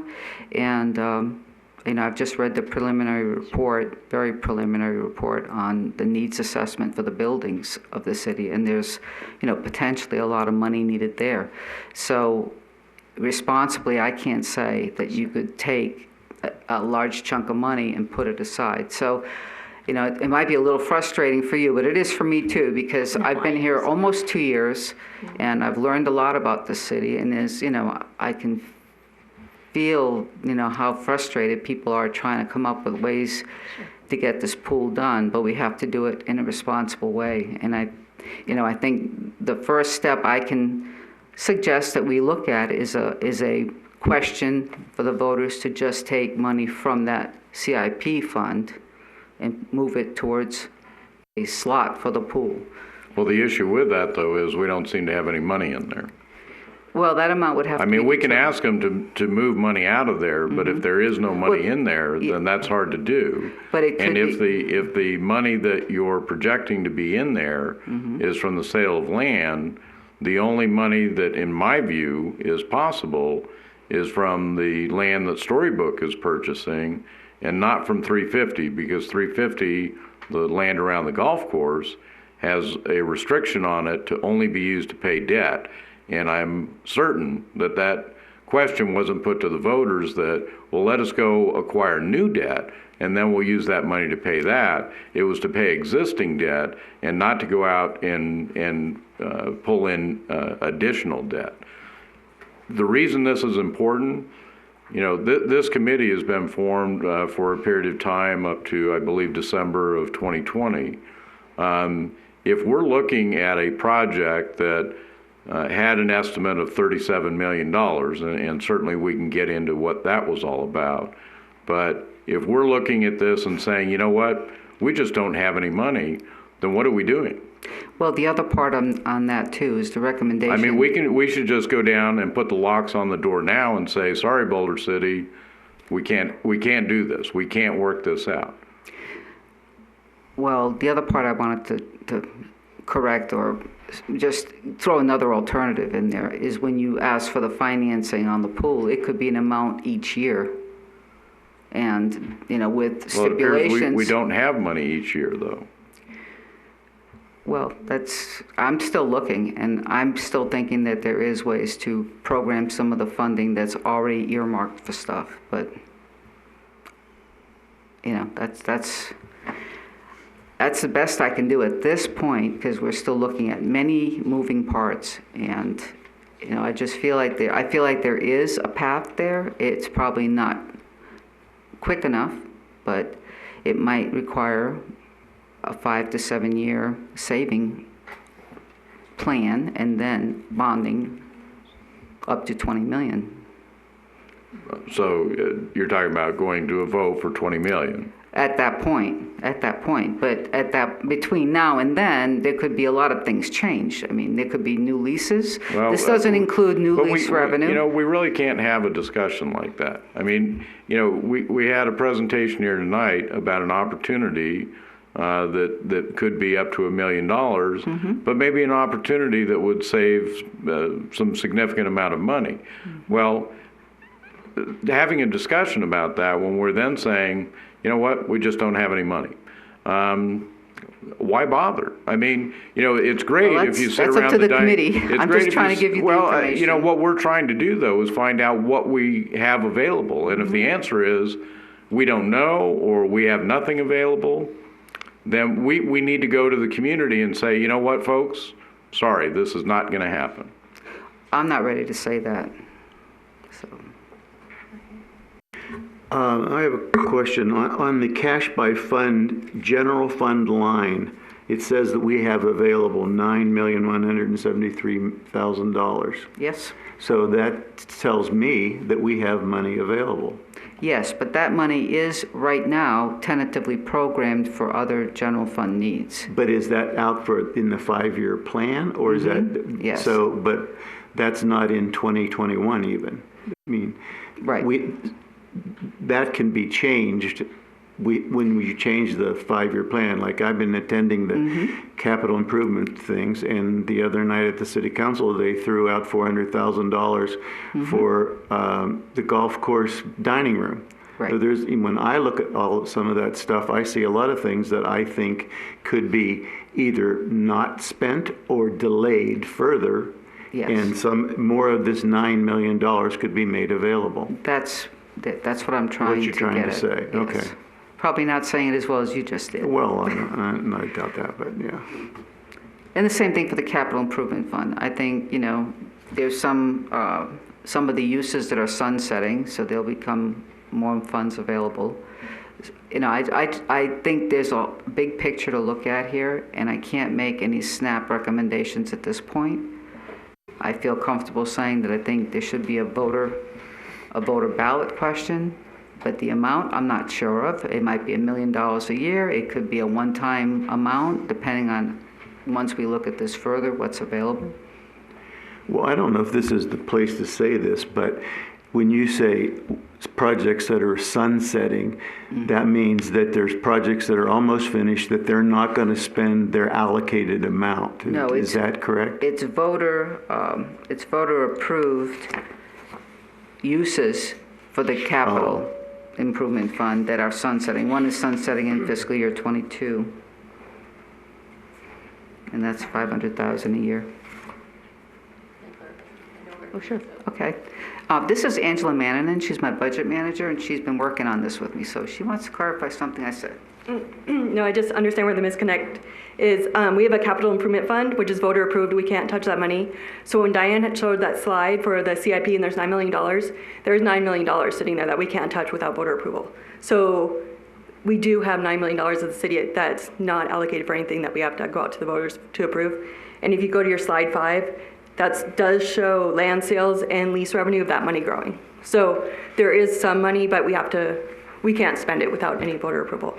So there is some money. I'm confused again then, because it says restricted reserves. It is restricted because we can't spend it without a voter approval. Okay, but there are no projects then that money has been. There are some, and if you go to slide 5, not with that $9 million, but there is some projects with that CIP money that voters has approved, and that's what Diane was talking about, that they'll sunset in a few years. Like we have $1.5 million a year we can spend on utilities.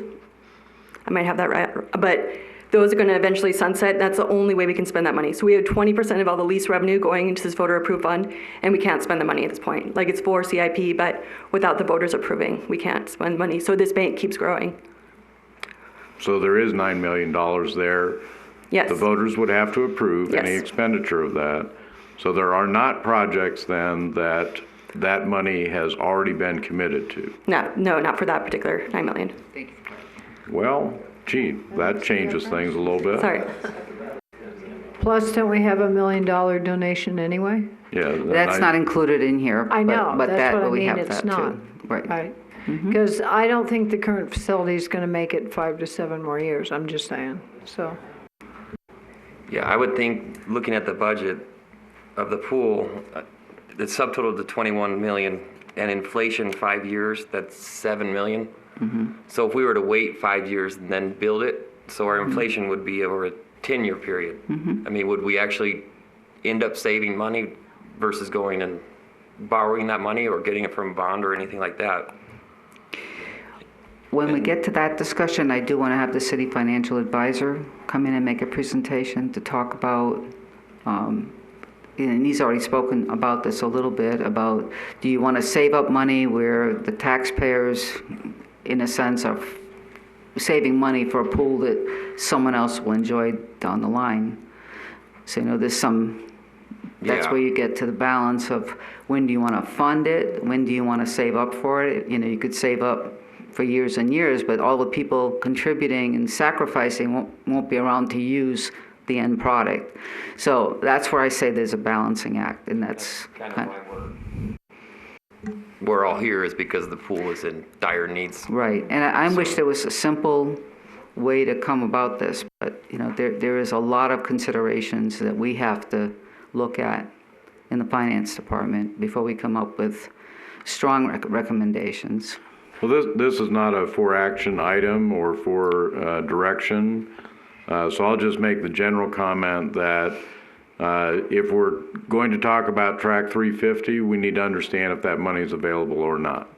I think that's critical to understanding what money might be available, rather than saying, well, if we did this, we need to know it was approved by voters for a certain reason, and it doesn't appear in my understanding of it that it's for this reason. It was for another reason that it was promised to the community, that the land sales that you had rejected in the past repeatedly, they would go along with it if that money were to be used to pay off existing debt. Not go out and incur new debt and then use the money for that, because essentially you're not paying off debt. Which leads to another statement that maybe in 2 years from now, we have the ability to pay off the utility debt, and if that happens, then we have no debt to pay off. Well, so at that point, we probably would try to see if we could use it for other purposes. Yeah, but that debt's $23 million. I mean, we can't even seem to come up with $10 million here, so where's $23 million coming from in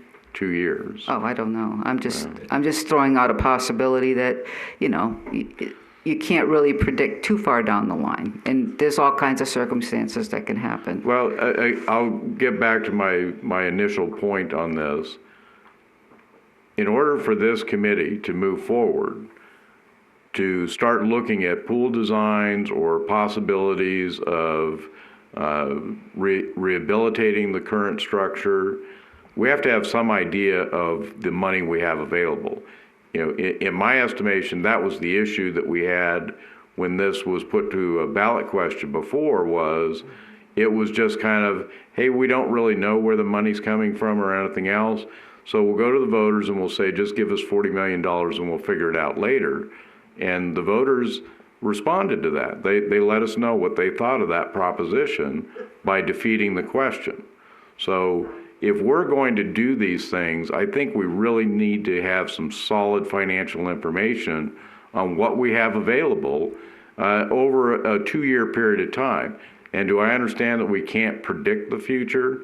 Yes, I do understand that, but we ought to be able to make some financial projections over that period of time. And that's what we're working Because on. without it, we're just spinning our wheels here. We're just, you know, wish listing a whole bunch of stuff. Well, I think there were some misconceptions about the amount of money the city does have available, and I hope I shed a little bit of light on that.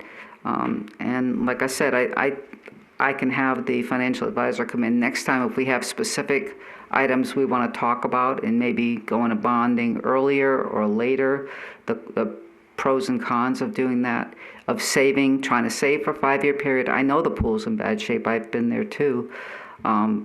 But, you know, I think there's just so many things that the city is looking at for the first time in many years on repairs and condition of buildings and needs. I just don't think it would be fiscally prudent on my part to say that there's money there that we can just pull out and use for this purpose. Well, and I agree with you. But I think there is a way to get there. But by the same token, that's then what we would be doing, is we would be saying, well, we're going to come up with a project here that we can't fund. Mm-hmm.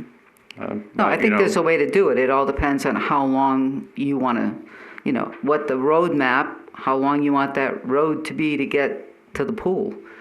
And, you know, there's money is there, but there's an art to that. How can you do that without neglecting other areas? So, you know, I've tried to give you some basic information, and, you know, as you have more questions, then I'll get more specific information. And as for the $10 million projected land sale, if there is no debt for the city to pay, I would assume that somewhere, and I don't know because I'm not an attorney, that someone could read that and determine whether it could be freed up for other uses. So, well, if the land's going to sell next year, then that would be when I think you'd have to have that question addressed. Yes, and the other part of that, to sell the land and say, yeah, we said we were going to pay off debt, and we have debt, but we're not going to pay the debt off. We're going to leave that money in the bank, and then when the other debt gets paid off somehow, without knowing how, we'll then have $10 million.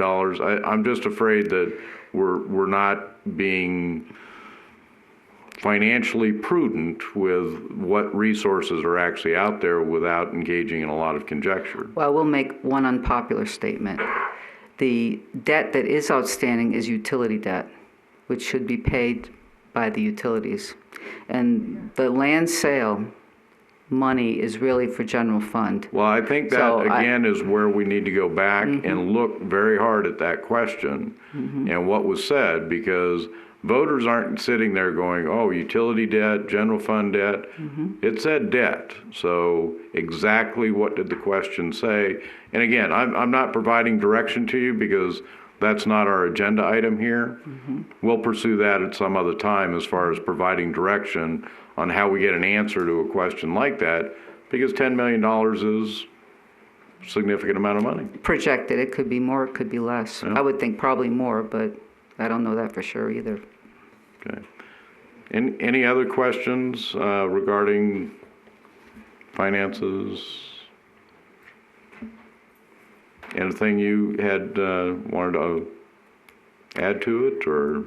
I hope this was helpful, and I hope that maybe it can be the starting point, and as we go further in this process and the ideas get clear about what we want to do, then I can get, and of course I am working on that long-term saving saving idea. So I'll be bringing back more later, but it's going to take a while before we have better information to plug into our models at this point. Okay, Okay. thank you. Okay, item number 5, regarding line item estimates and possibilities for cost reductions. Good evening, Mayor and committee members. In the last meeting, we were talking about kind of an a la carte method. I figured that we could look at page 42 and 43 of the packet. It's the first 42 is the community preferred pool, and then we also included the small pool. But we had some technical difficulties in the past with hooking up a computer up here so I could be face to face with you. So I'm going to go to the back and I'll be on a microphone, but we're going to put up the spreadsheet that shows all those line item costs. I have formulas at the bottom that compute the contingency, the inflation, and all that. So it'll be a kind of a work in progress. You guys can let me know what items you feel that need to be in this new facility, what don't. I can just remove them right on the fly, and we can see how that changes the total of the community preferred or the small, or we can even mix and match a little bit. All right. So please excuse me.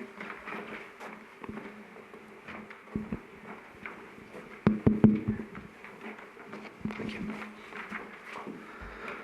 And, oh, no, I'll be fine. Please excuse me, you can't see the whole spreadsheet because, well, if I made it small enough to fit all on one page, you guys wouldn't be able to see it on the screen. So as you can see at the top, we got community and then the smaller pool with all the line item estimates for that. And then once I scroll down to the bottom, that's where you got your subtotal, and then all the additional costs, 15% for design, inflation for at 6% for 5 years was an estimate we were using, construction management, and then the contingency, and you'll see the grand total. So I can scroll back up to here, and you can take it from here. If you guys have items that you don't feel that needs to be in there, I can remove that dollar amount and we can see what that does to the total. Any questions or comments from the committee regarding what they want to change on that or modify or otherwise speak to? What do you mean by outdoor pool? Is that the play park thing or what? Yeah, the outdoor pool is, when you're looking at page 42 of the packet, it shows the kid area, or I don't know exactly how to explain it, but yeah, the kid area, the smaller area outside of the main complex.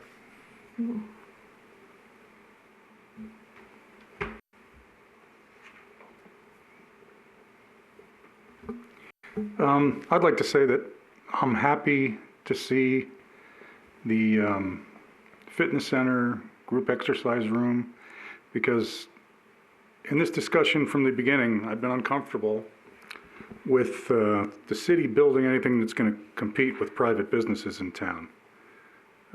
We have workout facilities, people pay monthly dues, and I don't think the city should be competing with them. So I'm happy to see that go.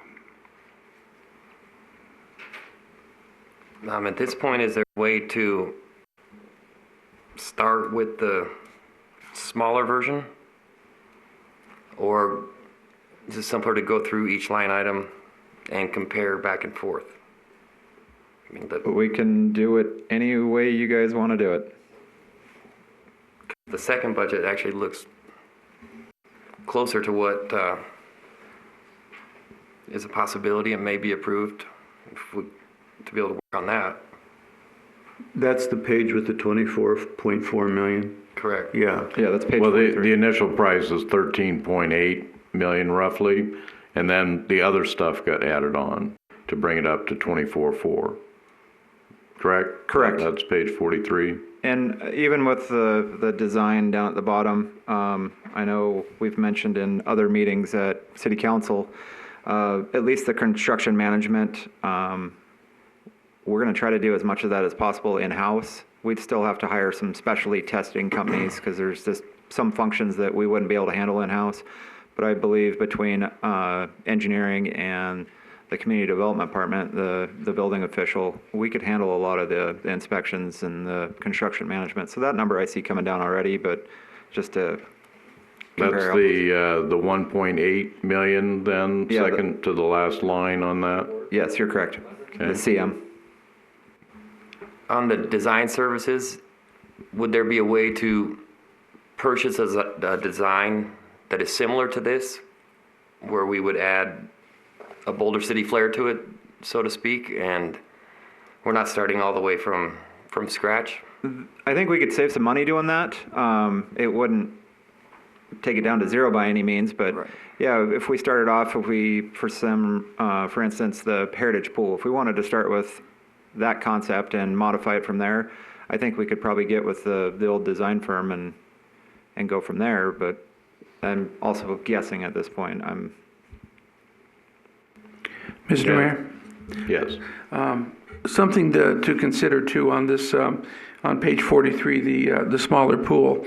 If we decide to go with the 7 foot all the way around, you're going to take out all the classes and activities, the aerobics and so at least one end needs to be 4 foot depth of some sort. Yeah, to allow unfortunately, us. with what we have here, it's not descriptive. Exactly. Of what we're actually looking at.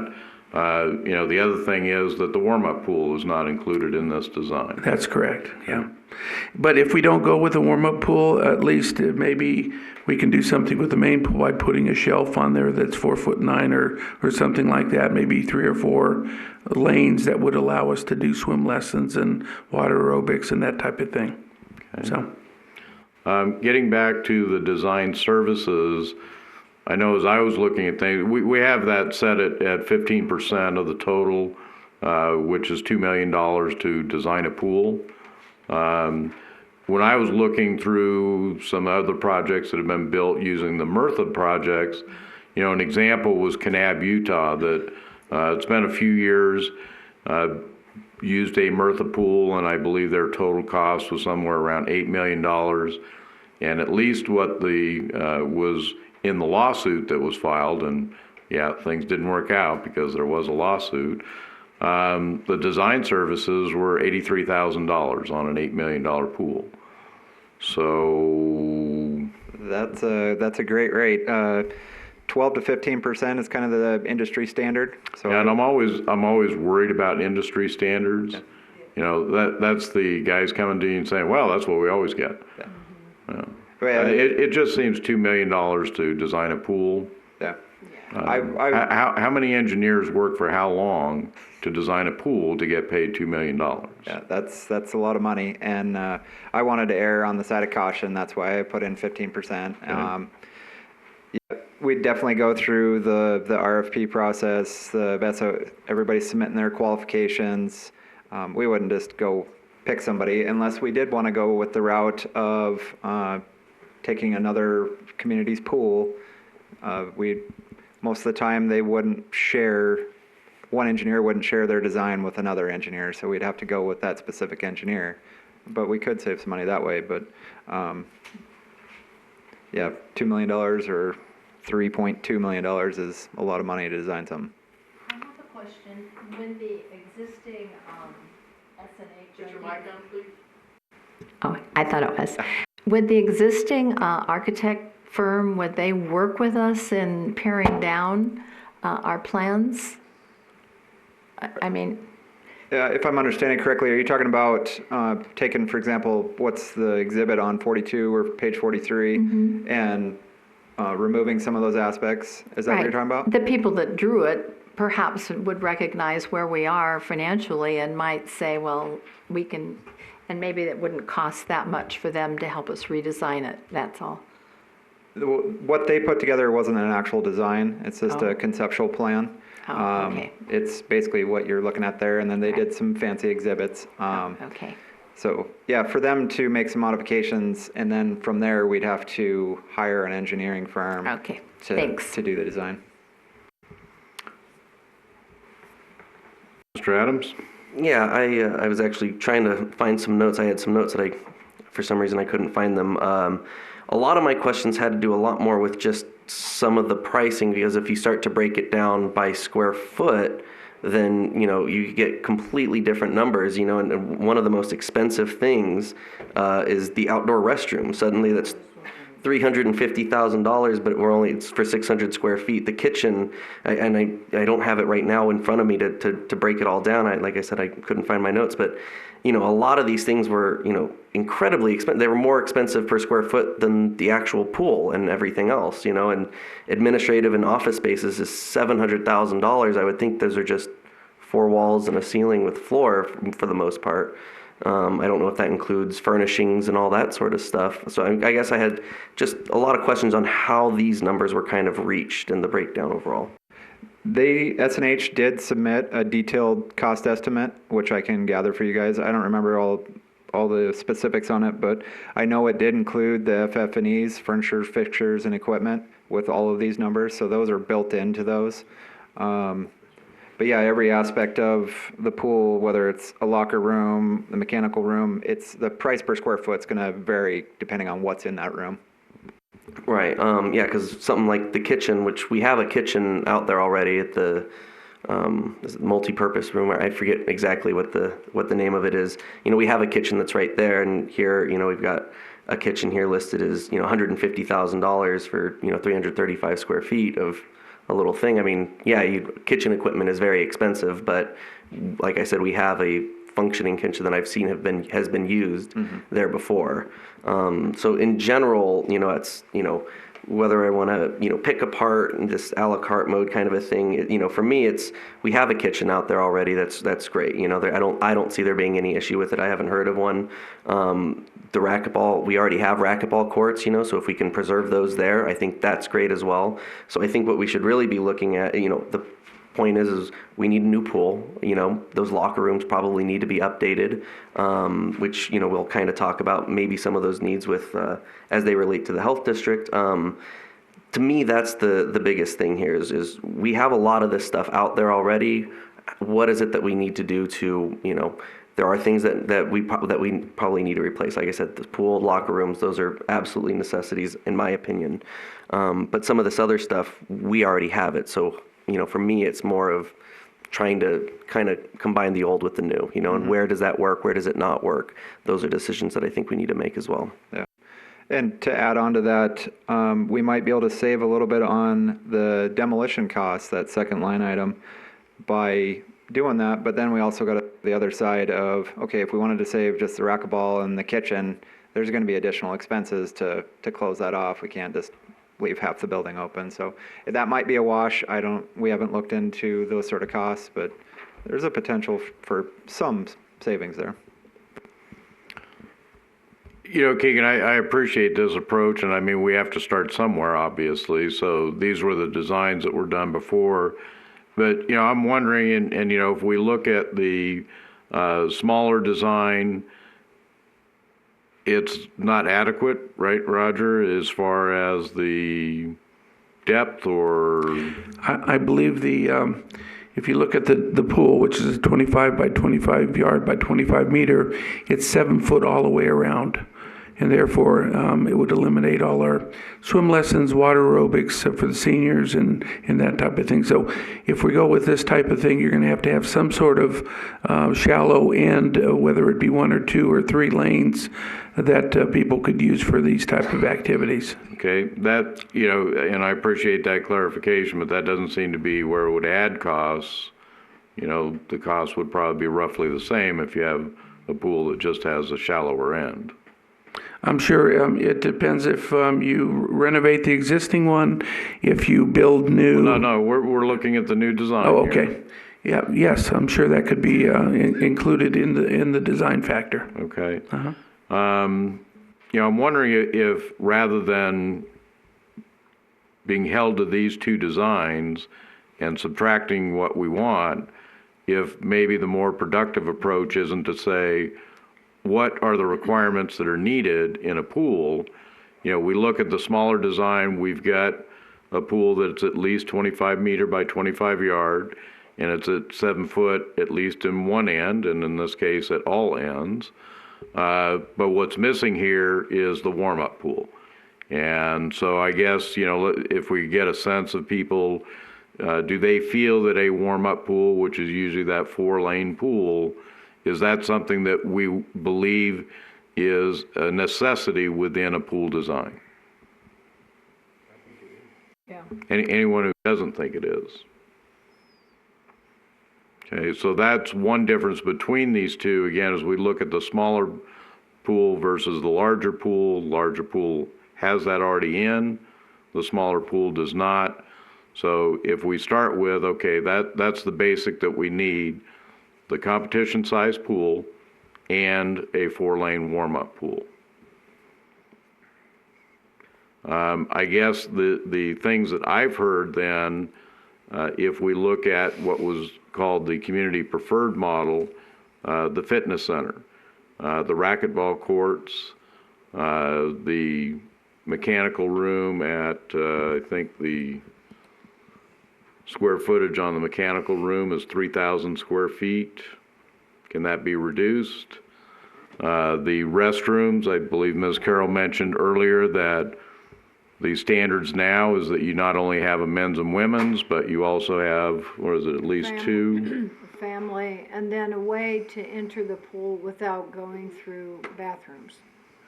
That's a big deal. So I'd also like to add that if you had two separate pools, maybe the one would not have to be 25 by 25. It could be a little smaller, and then, because that's what we have now is 25 by 25, but we use it for everything. So there's like aerobics going on as the same as lap swim or whatever. You might be able to get away with a little bit smaller competition pool if you had the 4-lane, as long as it was 25 yards. So the length needs to stay consistent? Something has to be 25 yards, yes. Okay. Mr. Adams? Is there, how many lanes, is there like kind of an ideal number of lanes that you want for a competition pool? Yeah, the minimum would be 8, but you need warm up and warm down. But if you could do that at the adjoining pool, then that would be acceptable. But the adjoining pool would have to be the same length. The depth is negotiable. And all of this also does not, to my knowledge, include a diving area, correct? Well, I know at Heritage what they've put like a well at one end or in one corner of the pool. Yeah, they have a deeper, in the competition, they have it deeper, so you could do that. I think in both designs, if you look at your page 43 and 42, you look at where the black dots are that is the deep end and the diving boards and yeah. So what are we at then? We've got the competition pool, the warm-up pool, men's, women's locker rooms, family locker rooms, need a mechanical room of some size, although 30, no, what do we got? 2,700 square feet for a mechanical room? I don't know. Well, in the mechanical room, right now you have to separate out. You're going to have additional high-rate sand filters for each pool. You're going to have a heater for each pool. You're going to have a chlorinator for each pool. And those high-rate sand filters are pretty big. And then the pumping system to pump to all those. So that's why the increase in the mechanical room. And also, it's not a good thing to store the chemicals inside next to the pumps and the electrical equipment. You should have a separate storage room for that. You know, your DE, well, not DE, but your acid and your other and chemicals. that wasn't shown then on the community development or community preferred model, a separate storage for chemical? Well, there's a pool storage right there, right next to the mechanical room. That's showing for like toys and equipment, not chemicals. Yeah. I mean, there's a little cart with balls on it, so. You have good eyes. I can't see that. No, I get to zoom in. Oh, yeah. So. You know, we need a mechanical room, clearly. we need a chemical storage room of some size. What else do we need?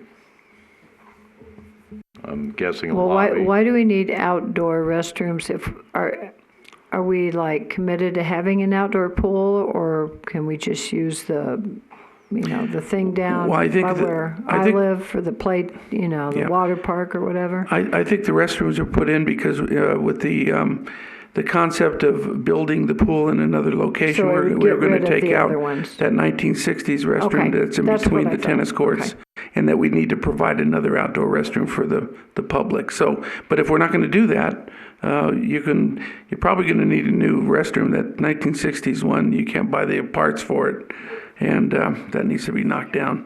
No, that's fine, that's fine. No, but an outside restroom shouldn't cost $350,000. That's what they did. That's what they're costing now.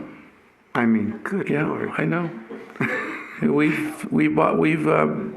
We purchased a couple down at Veterans Memorial Park for the fish pond and for the splash park, and it was around $350. And Boulder Creek as well. So Construction business is good now. But at this point, that's not a requirement, and I do understand, Roger, that was the discussion. But if we're looking at what we need for the minimum, those restrooms would not be a requirement at this time. As I mentioned, we have to have some type of lobby, some type of office space, probably some type of, whether it's a break room, kitchen, whatever it is. Cherie, I know you had mentioned and how that could get worked into it. Some place where you can have your crew come in and get trained, provide some training to people. Like a classroom? Right. It could be a room that gets used for other things at other times. The lounge space in there right now, I think, shows 1,311 square feet, with the addition of the lobby at another 1,100 square feet. Perhaps that area can be coordinated somehow to allow for those different uses. I see the site work on both of them are the same at 2.2 million. Is that, there's no reflection on doing the bigger pool or the smaller pool for the actual site work? No, S&H Architecture was assuming the same site work exterior would be done. Didn't matter which pool we went with. I'd like to say that the pool director pointed out that her office should be near the pool so that she can observe what's happening at the pool, and her employees, the lifeguards. So where her little office is at 166 square feet, kind of, I feel like her point was well taken. It should be somewhere where she has visibility to the pool. and that can be determined, during the design phase of that. Do we have any money left on the meter with SH where they can take some of these ideas and at least give us a rough estimate? I can't remember for sure, but the last time I spoke with them, they said they were more than willing to give us some assistance. So I'm assuming there's still some left on there if they're offering their services. Right. Because they know we're strapped for funds and we're not looking to spend any more, so. Well, I'm wondering if that's, I understand trying to work back from these designs, but quite honestly, it sounds like from the committee, everybody has issues with certain things that are there, certain things that aren't there. So, if we gave them a list of the things that we feel are essential, and then say, can you give us an estimate on that, we might get closer to what the committee would agree on as far as what's needed. Yep. Any I would agree. other thoughts on that, or? I guess I would just, in kind of my general ideas, I understand the importance of, or at least the desire to wanting to keep the whole thing all together to save as much space, but if we can have our racquetball courts and the lounge and all that sort of stuff, and then you have the pool somewhere in that same park, all the areas is right there next to each other. We have that multi-purpose building, could be a room for training, obviously. It'd be great, yeah, you have them right there and they can go right to the pool, but, utilize what we have, and not all of it can be, restored, I don't think, or refurbished, but I think a lot of it can be, and I think that is my approach, certainly. And I think, too, we have to get to a point where we say, we'd like to save the existing racquetball courts, but if we can't, then they're not going to be included in the new complex because we can't afford it at this time. Mm-hmm. They can be added, that things can be done in the future. This isn't a one and done thing. Yep. Yeah, we can always propose future CIP projects. All right.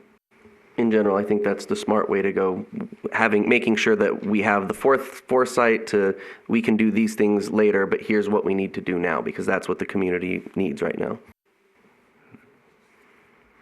So, do you want to? I guess the one thing that doesn't seem feasible at this time is any type of outdoor pool.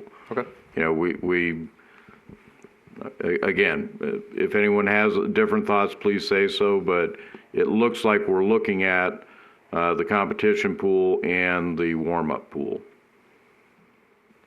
So with the outdoor pool going away, do we want to get rid of the outdoor restroom also and have that proposed in a future project? Well, I think that's what we've said at this time. We do have existing restrooms there. I agree that they're old and maybe not terribly usable, but if we're looking at just the pool project for now, I feel that we would have to wait on those to see. Again, please speak up if anyone has a different idea.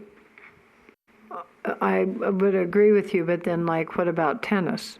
Why are we, I understand that, I guess the new pool might get rid of the tennis that we already have. It depends on where that footprint goes, but Right. I agree for right now. I think we need to say we're not going to consider tennis courts. Because there is tennis at the junior high and high school. There are courts available. Well, and it may be, depending on the footprint of this, the tennis courts would not be impacted. And then that's great, but, okay.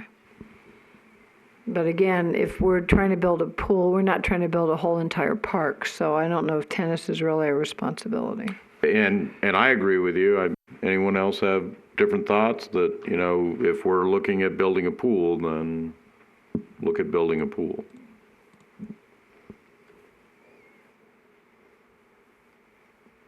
Okay. Anything else then that may not be on either list that was not included in either of these designs? Mr. Mayor, Yes. one thing that I'd like to bring forward too is that if you look at the pool on page number 44, the big pool, preferred pool, the natatorium alone, which covers the main pool and the wading pool, is about $8,355,000, and so I think a decision would have to be made in the future, or right now, whatever, on whether it's going to be a year-round operation or is it going to be a 3-month operation for the summer only, and that would dictate a lot of the stuff for design, concepts that we could look forward to.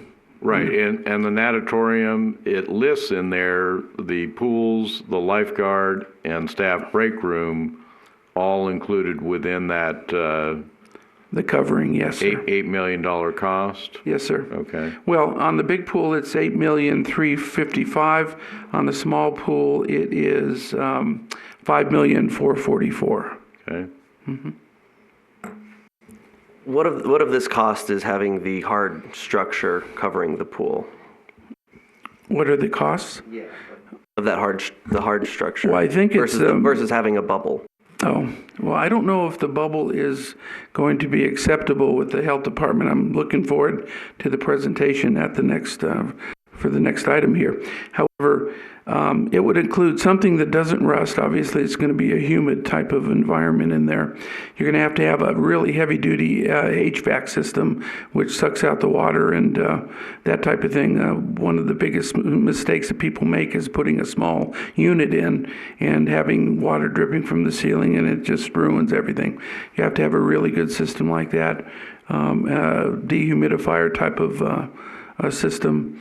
And it has to be something that doesn't rust, because obviously that costs a lot of money because aluminum is more than steel, but you put steel in, eventually it will rust. So A bubble is obviously much cheaper, though. yes, it is. Okay. If it's acceptable with the health department. All right. But the problem with the bubble is that it takes a month of swimming out of the year, 2 weeks up, 2 weeks down.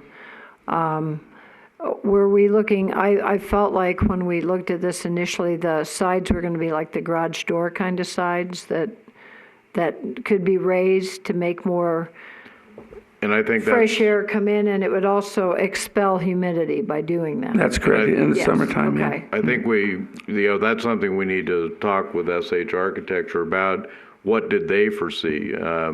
If you look at the different complexes in Las Vegas, some of them are much more open, where some of them have, much more solid walls and roofs and. Right, you can get panels on roofs and stuff. And I think if we eliminate any outdoor pool, but we want to keep it open for 12 months, the more outdoor ability to have some little bit of outdoor venue would be good. So, and I also think it would help with humidity. Okay. Any other additions, deletions? I do have a question. I didn't hear a final recommendation. What about the fitness, exercise, kitchen? That appears to be a loser at this point. Okay. And then also, I'm seeing that we've got a lobby and a lounge. Yeah, what's the lounge? Is that the classroom? Well, I think we can say we need, at the front there on the community preferred, they show a multi-purpose room. Take all of that area and just say we need a multi-purpose room. You probably need a lobby separate from that, but then just a multi-purpose room. We can talk about what kind of square footage you would need for that, but it may be that one room is going to have to suffice for meetings, training, get-togethers, whatever it is, and. Well, that's what Heritage and the City of Las Vegas, they just have one room, and it seems ample, so. So I'm safe to delete the lounge but leave the multi-purpose? Am I hearing that correctly? Except it's already deleted in one, but. Any other thoughts on that, whether we need to? I don't think you need a lounge, no. Okay, that seems to be the. Okay. And then racquetball was the only other question I was going to ask.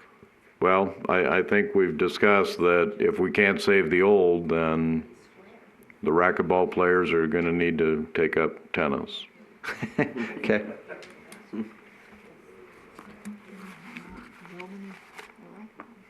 As we look through the budgets here on the bigger scale, a lot of the stuff that's not on this second rendering is been eliminated.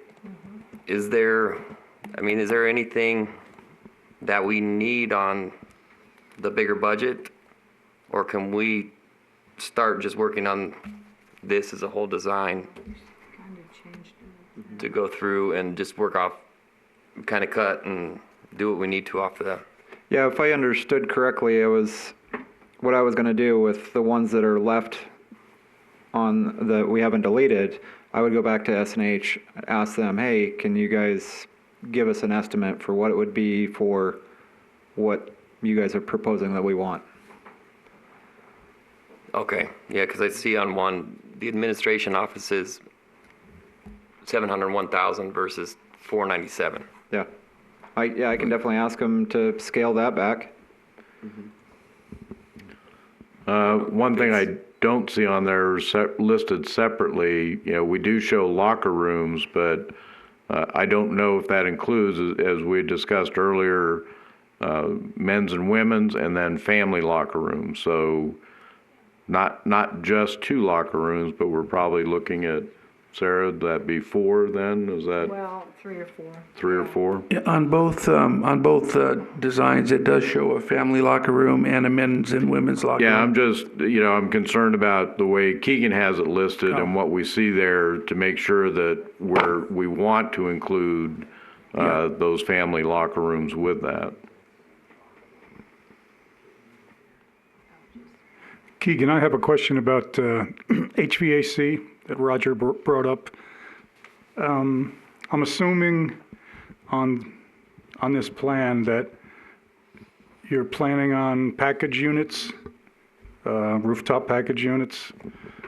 What would be the extra expense going to lead and lag chillers, where you could use a heat exchanger to help use the condenser water to help heat the pools? Has anybody looked into that? Not to my knowledge. SNH We might have homes here in Boulder City that have chillers. Okay. Yeah, that's definitely something I can ask them. That's way over my head. Okay. Yeah, I'd be interested to see, because the chillers are way more efficient than package unit ACs, much more dependable, less maintenance. And as I said, you always have 2, one for lead, one for lag. If one fails, you go to the other one, and chillers make a lot of sense. Okay. Thank you. Yeah. Also, I don't believe that they would put them on top of the roof because of they would put them on the side of the building somewhere. That's how they are. Yeah.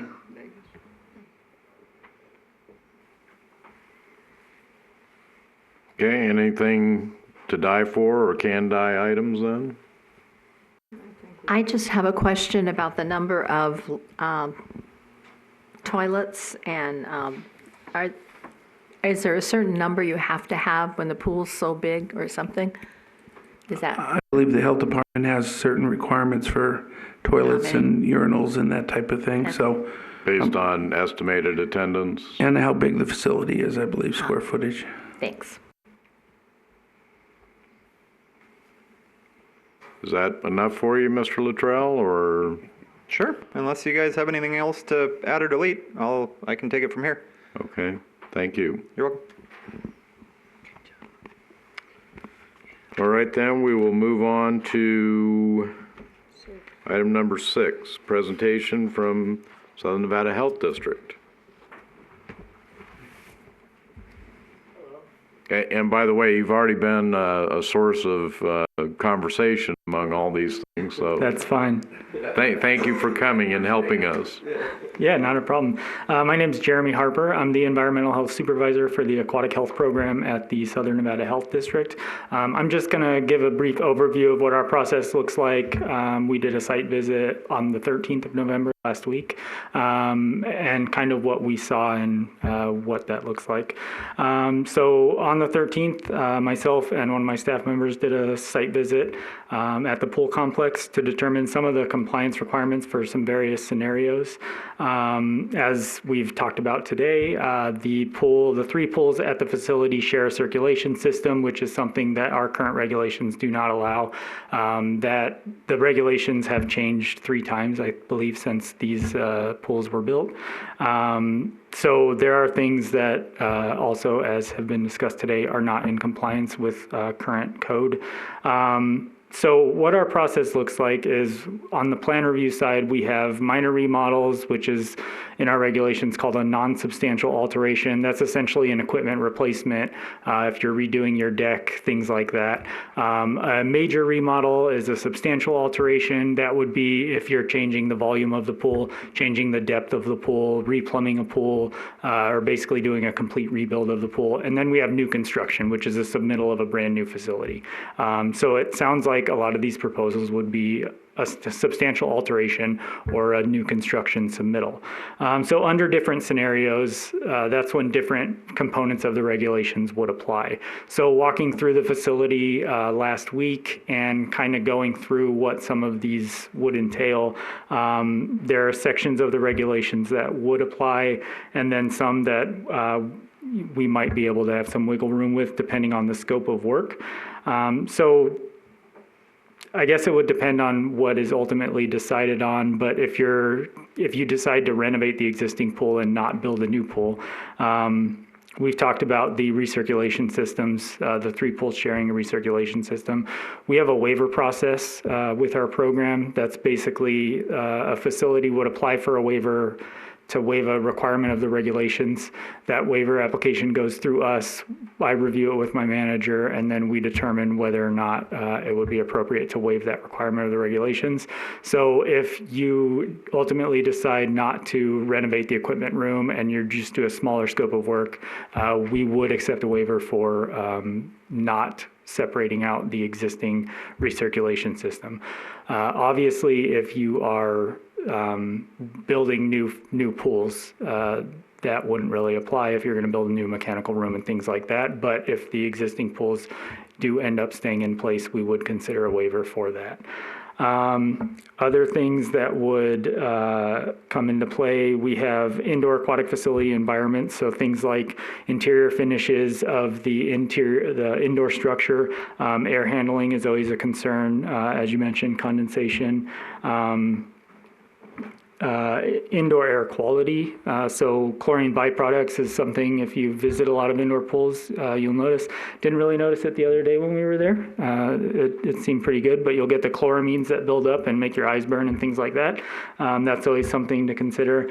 Aquatic venue structure, so that would be slope requirements, access and egress to the pool, so number of stairs, number of handrails, getting in and out of the pool. The color and finish of the pool, the walls, handholds, depth markings, stair dimensions. So when we were there, we noticed some of the step heights are, just 3 or 4 inches.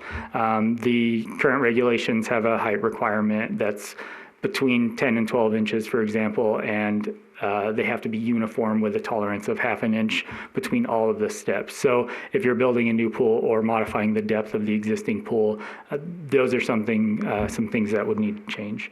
The recirculation system, if you're changing equipment, so getting rid of the current DE filter and changing to sand filters, it would just need to meet the requirements of the turnover rate and things like that. So we have lighting, the indoor and outdoor environment, so area lighting, indoor aquatic facility ventilation we talked about, acoustics, first aid area. Every facility with lifeguards has to have a designated first aid area, which the pool already has. Drinking fountains, spectator areas, decks, so the deck material, slip resistance, starting platforms, which you guys don't have right now, diving boards, enclosures, and barriers. With the bubble that exists now, what we look at right now is, as I mentioned, the indoor environment as well as the barrier requirements. So when we were there, the barrier meets our requirements for a barrier. It is considered a compliant barrier. So as far as SNHD is concerned, the existing bubble is fine. If we did notice air quality problems or barrier issues, things like that's what would set off some red flags with us. Other than that, building department might have some additional requirements, structural requirements and things like that, but SNHD does not look at structural. The equipment room, as you mentioned, there are chemical storage space requirements in our regulations. So in addition to the equipment area, equipment rooms also have to have chemical storage spaces. So that's new in the regulations. The existing equipment room probably does not have that, but the new one would.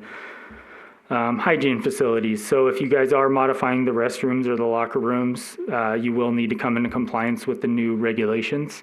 Our old regulations, these changed in 2018. Our old regulations did not, they did specify the number of sinks, toilets, etc. The new regulations do not. All we specify is shower numbers. We defer to building department for fixture counts as far as sinks and toilets and things like that go. So shower requirements, you would have to comply with our requirements, but everything else would be building department. Drinking fountains, we have, there's a distance between the pool and a drinking fountain, which is 300 feet. It's the same distance for the restroom, so 300 feet between the pool and the restroom. So if you eliminate those outdoor restrooms and you do have an outdoor pool, as long as there's 300 feet to the existing restrooms, then that's fine. And then if you build another wading pool or activity pool, for example, there are specific requirements for special use aquatic venues. So other items that we discussed during the site visit, but we don't cover, in addition to structural requirements, ADA requirements. SNHD does not have authority over that. That's the Justice Department, so we don't look at that. If someone installs an ADA chairlift on the deck, which the pool has now, we will look at that on the remodel because it's a piece of equipment that's being installed on the deck. So we will look at that part of it, but we're not making sure it's compliant with ADA. We're just making sure that it's not interfering with anything else on our end. Let me see. Trying to see if there's anything I'm missing. So any portions of the facility that are not modified won't need to meet existing requirements. So if you don't touch the locker room, then you won't have to do anything with that as far as we're concerned. An example of this is we have a remodel that's going on at one of the hotels. They're adding a couple of spas, and they have obviously an existing facility. So the new bodies of water do have to come into compliance, but the rest of the facility does not. So it would be the same here. That's kind of it. So as far as things that we don't cover, so ADA requirements, plumbing fixture counts, and structural review, anything else that building department would handle. And then just a quick note, the site visit that we did perform is not an exhaustive list of all the compliance items.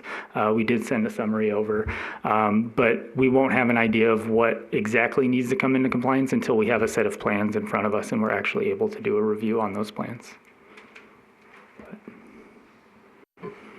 Thank you. Anyone have questions? I guess I'll start. So just to clarify, if we were to just change the main pool, that wouldn't necessarily trigger us to have to change the locker room facilities or bathroom facilities? Correct. If you're not going to touch those, then we won't make you come into compliance. But once we do, then that's when we yeah. If you're building a new locker room, then. And then you did mention that the bubble as is fine if we wanted to say get with the new pool. And I'm not saying that we want to go with the bubble for the new one, but we could use a bubble structure for a new pool if we wanted to. Yeah, there's nothing in regulations prohibiting that. Anyone else? Just because we've been talking about it, what are your feelings on a stainless pool? We see it all the time. A lot of the strip properties use stainless steel structures. I mean, whether they hold up durability-wise, that's not for me to say, but we do see it from time to time, especially on the strip. Are there any differences or challenges that ever come up specifically with relation to stainless steel pools versus other pools that the health district ever encounters, or is it pretty much the same go around? I mean, I know the regulations are the same, but are there different things that we need to consider regarding that? On the operational end, I mean, I think everything just becomes a maintenance issue. So your typical concrete pool with plaster, you have to replaster every once in a while. Most of the stainless steel pools that we see are tiled. So what we'll see a lot is some of the, like rust leaching through the tile. So we do see that quite often, but that's just maintenance, honestly. So I think there's gives and takes to both. I would recommend consulting with an operator that has experience with both to get a better picture of that. But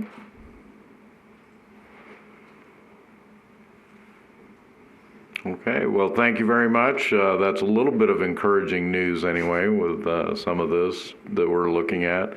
Again, I appreciate your information and thank you for the presentation. Of course, thank you. Yeah, thank you very much. I appreciated going through the walkthrough with you. Yeah, likewise, thank you. Okay, that brings us to number 7 for possible action, discussion and consideration of the feasibility of restoring the existing aquatic facility. Mr. Mayor, this item was requested by a committee member, so we stuck it on the agenda. So I'll turn it over to you. All right. We do have the memo that was presented from SH as just a paper copy. It's now in this packet here regarding what they feel are the potential costs associated with doing different phases of this project. The very bottom line they get down to is 10.4 million.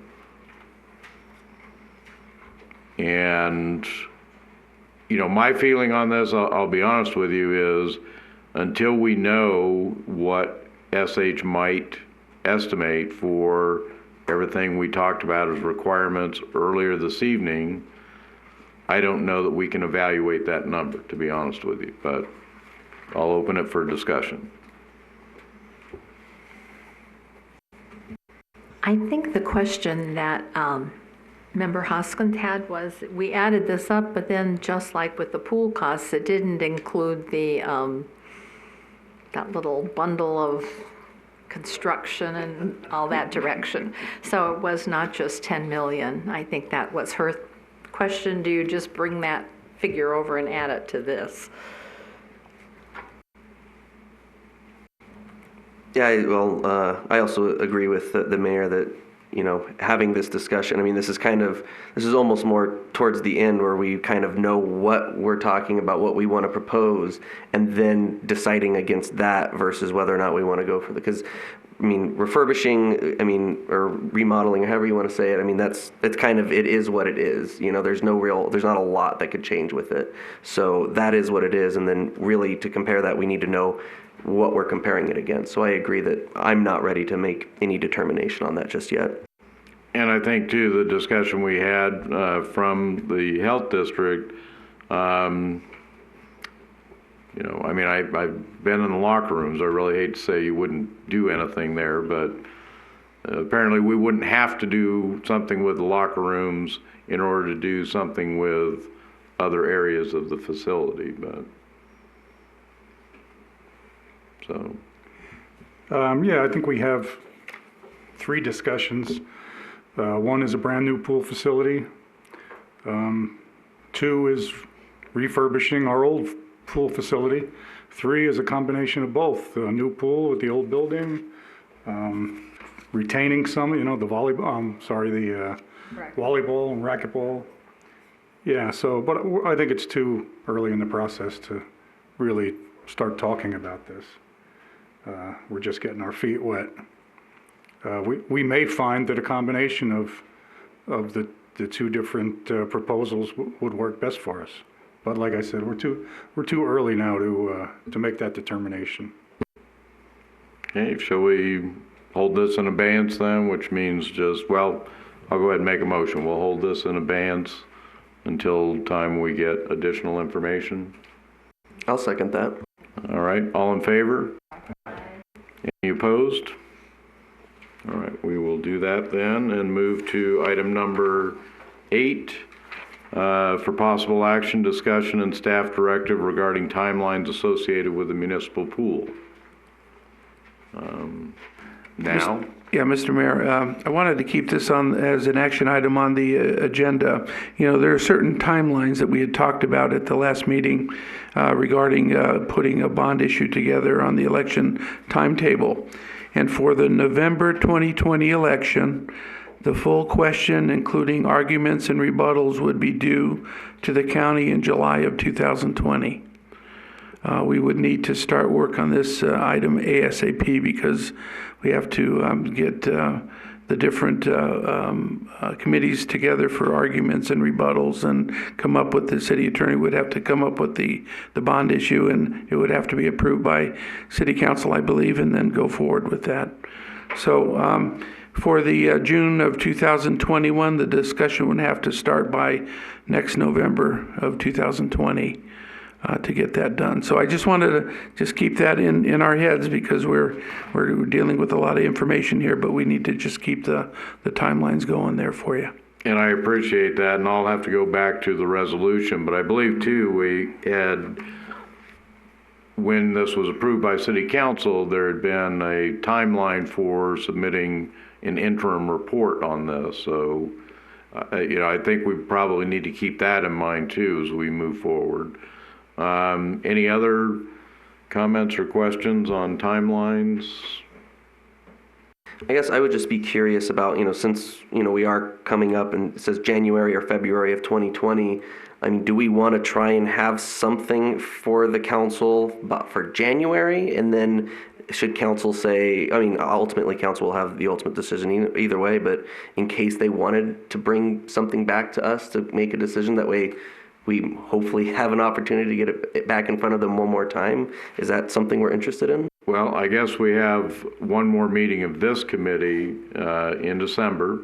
I think we're planning on doing a December meeting, although that's going to be pushing us close to Christmas.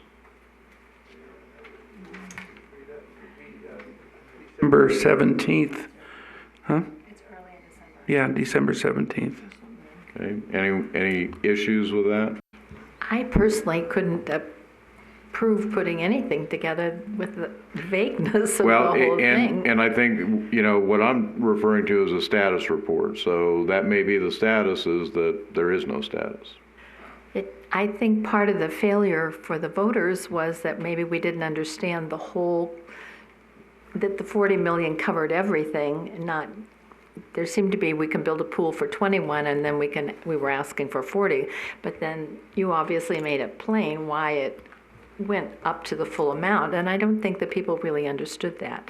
So I wouldn't support trying to put something together for a ballot issue in January personally, but.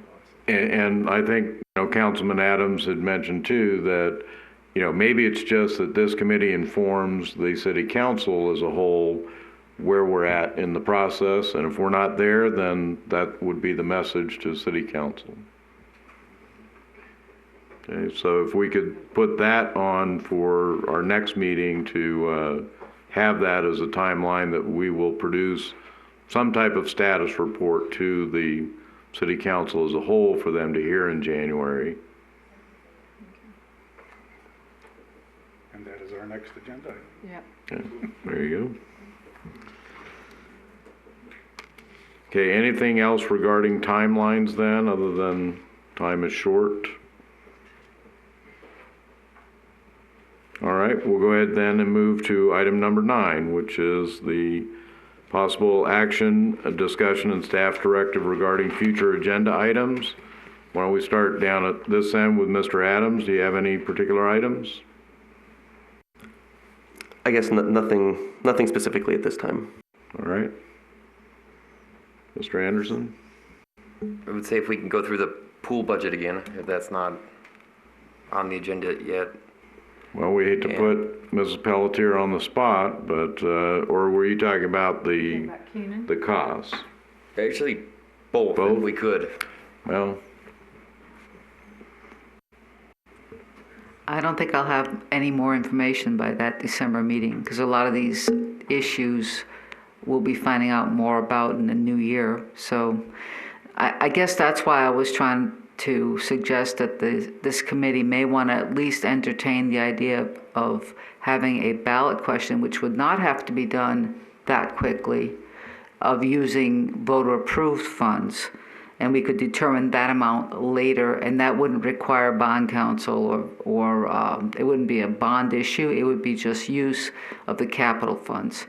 So, I apologize if my presentation wasn't as clear as I wanted it to be, because I guess I just have so much information in my head trying to portray it, but that was one of the basic things I wanted this committee to realize they could do. So that would not be doing the bond issue. That would be possibly having a question for the voters of earmarking some money, maybe on an annual basis or at a one time, and we can determine that later in the spring when we have more information on these other studies that are going on. My recollection of these timelines that Mr. Hall has listed here, this was what the city clerk had said were. Yeah, when you're dealing with debt, you have to do this process. But I think she's right. If you put a question on, it would give us some more time to do that. I can find that out from the city clerk, but that's the way I understand it needs to go to the county, the Clark County Debt Management Commission, but as I recall, there still was not much leeway in there if it was going to be for a bond question or if it was going to be a question to spend capital improvement funds. And quite honestly, I am not eager to say, dear voters, give us an open checkbook and we'll figure the rest of this out later. We need to know what we're asking them for. And I'm just, again, we can see how things work out over the next couple of meetings, but as I recall, what the city clerk had said to us was, you might get another month or two out of this because there's not a requirement to go to the Debt Management Commission. Right. It's coming up very quickly. Yeah. I mean, as you said, you might get another couple months, but it's coming up very quickly. So. Okay. With regard to the finance, one thing, and I don't know that it can be done in 30 days, but to get an evaluation from the city attorney regarding any potential use of that Track 350 sale money, we don't even know that that's going to happen, but to get a definition of that, would that money be available for debt that did not exist at the time the voters approved it? Could it be used for future debt incurment? I can ask the city attorney to opine on that. Okay. Okay. And I guess that then brings us to Mr. Luttrell regarding SH. I mean, if you could reach out to them maybe. Yep, I'll reach out to them tomorrow and see what we can do. We'll have about 3 weeks to get that information. I think they could at least give us a rough estimate. It might not be nearly as detailed as the one they provided before, but I think they can get us something in that amount of time. All right. Any other issues? We'd probably want to discuss the Mirtha pools. Right, I was going to bring that up. Mm-hmm. Especially if people are interested in going on the 12th or 13th, and we've also been invited to the actual event, which is on the 21st. But I think for most of us, the building of it is the more important item. And if we can go and see that and maybe get some questions answered, maybe bring some of that information up and discuss it at the next meeting, I would recommend that. Okay, we're projecting the next meeting is December 17th. Right, which is after. Right. So. Again, I don't know, you have to consider whether you want to post this meeting or you have to decide about that as well. So. Because, as we did with the tour, you could have 3 members. You couldn't have a quorum there, so. Right. So. Well, but could they go different times? I mean, could 2 of them or 3 of them go one day and 3 of them go another day? And would that be a problem? We just know that we're restricted to having no more than 3 members. So if we could work out some schedule or just, do a poll of the members who is available to go, right. Then divide that up into whatever groups, and if you're late responding, you don't go. Yeah. I can talk to Mike on that, so. Okay. With regard to the Mirtha pools, I'm guessing that deal's not out there forever, because they're going to take the pool apart and do something with it. Right, and I can tell you had a meeting with the city of Las Vegas today because they're interested also. Okay. I guess I can request a city council agenda item for our meeting December 12th, I believe it is. Not going to happen. But we can at least see about talking about it at city council. Okay, any other items for future agendas? One question I had was, is he going to provide us with a cost estimate of how much that he's proposing that would cost? So at least we know that up front? Yeah, I mean, I can get a hold of him and see. Like he said, I don't know, like, construction of the building it's going to go in. I don't think that's something he's going to be able to comment on. Keegan, is that something that Public Works would be willing to, and again, I understand that Sarah has already spoken with them and all, but It's no big deal. I mean, and I understand that, but if we're getting into a situation of looking at actually spending $1 million, at some point, we're probably going to want to hear from either Public Works or procurement or someone on city staff with that. Yeah, I think we can do that. Okay, and, Sarah is clearly the one who's been working with them, so. I can get in touch with you too. Okay. I think that Mr. Anderson asked him if he would break down the costs. So does that need to be on an agenda when he would come back and present that if he had the figures? I think we could have an agenda item for our next meeting to just say, current status of Mirtha Pool costs. And yeah, it could be like, he could send us all an email with that broken down or something. I don't know if he couldn't send us an email. Oh. Well, that's what I mean. Send it to you, but then you could disseminate it. Right. Well, that's how we. I know. We just have to be always careful, cognizant of the open meeting law. But yes, we could have an agenda item then to review costs. Yes. Any other suggestions? I did one other thing that came to my mind, and stop me if this isn't exactly appropriate, but I have heard from a number of residents, a small handful, about meeting at 4 o'clock versus even 5 o'clock, because a lot of people are just getting off work, and I'm like, I know we've got a lot of people here, there's also staff involved, is that a possibility, or? I think we need to start giving consideration to staff. I do understand that the public has an interest in this, but, you and I know, because we didn't know we were both doing it, but we both did it. These meetings are now available to the public, recorded. They're out there on YouTube. There are links from the city website. But at some point, I think we need to be cognizant of staff as well. We had a council meeting already. We keep staff up late at night frequently, so. I just wanted to be sure that I brought up that. Well, and again, I'll leave it open to the committee. Anybody want to do this later in the day? No. It's fine. Okay. Any other items then?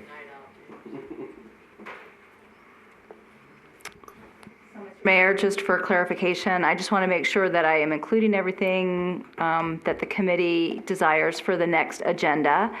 I have that we would like hopefully some discussion on finance, perhaps including an evaluation from the city attorney regarding what we can and can't do, what the regulations or restrictions are with the potential sale of Track 350. And then to receive some update from S&H regarding the changes that we're requesting, if they could give us some rough cost estimates. And then also an update regarding the Mirtha Pool and any estimates that Mike might be able to provide us, and some contract or construction information from Keegan regarding that, and the current costs associated with that. Okay.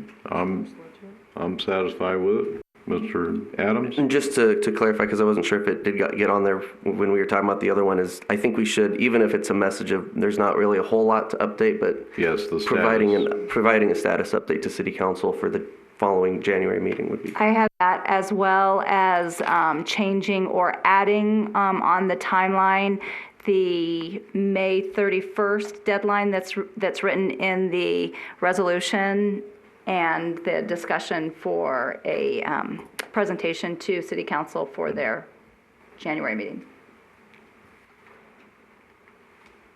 All right, I think that sounds fine then. And with that, we are adjourned. Excuse me, we are not adjourned. Public comment, last public comment period. Anyone wishing to speak in public comment?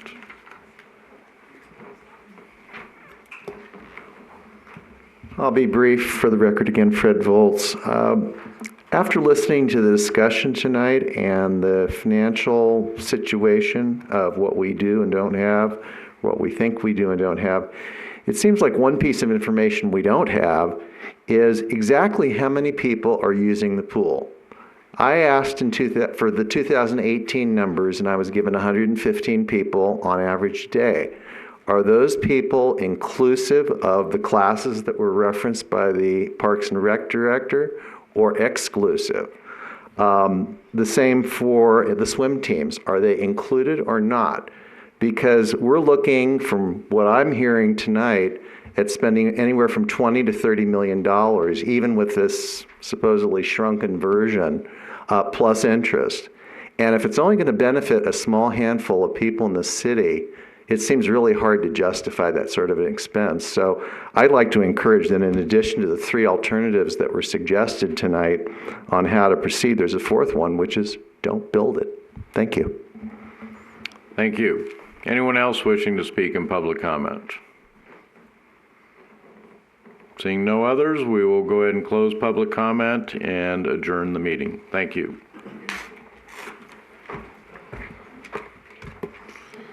Sarah, thanks for following up with that guy. Oh, no problem. I'm being Somehow the name started going around, so I did some looking on the internet. Right. And then I heard, I think it was through someone on city staff,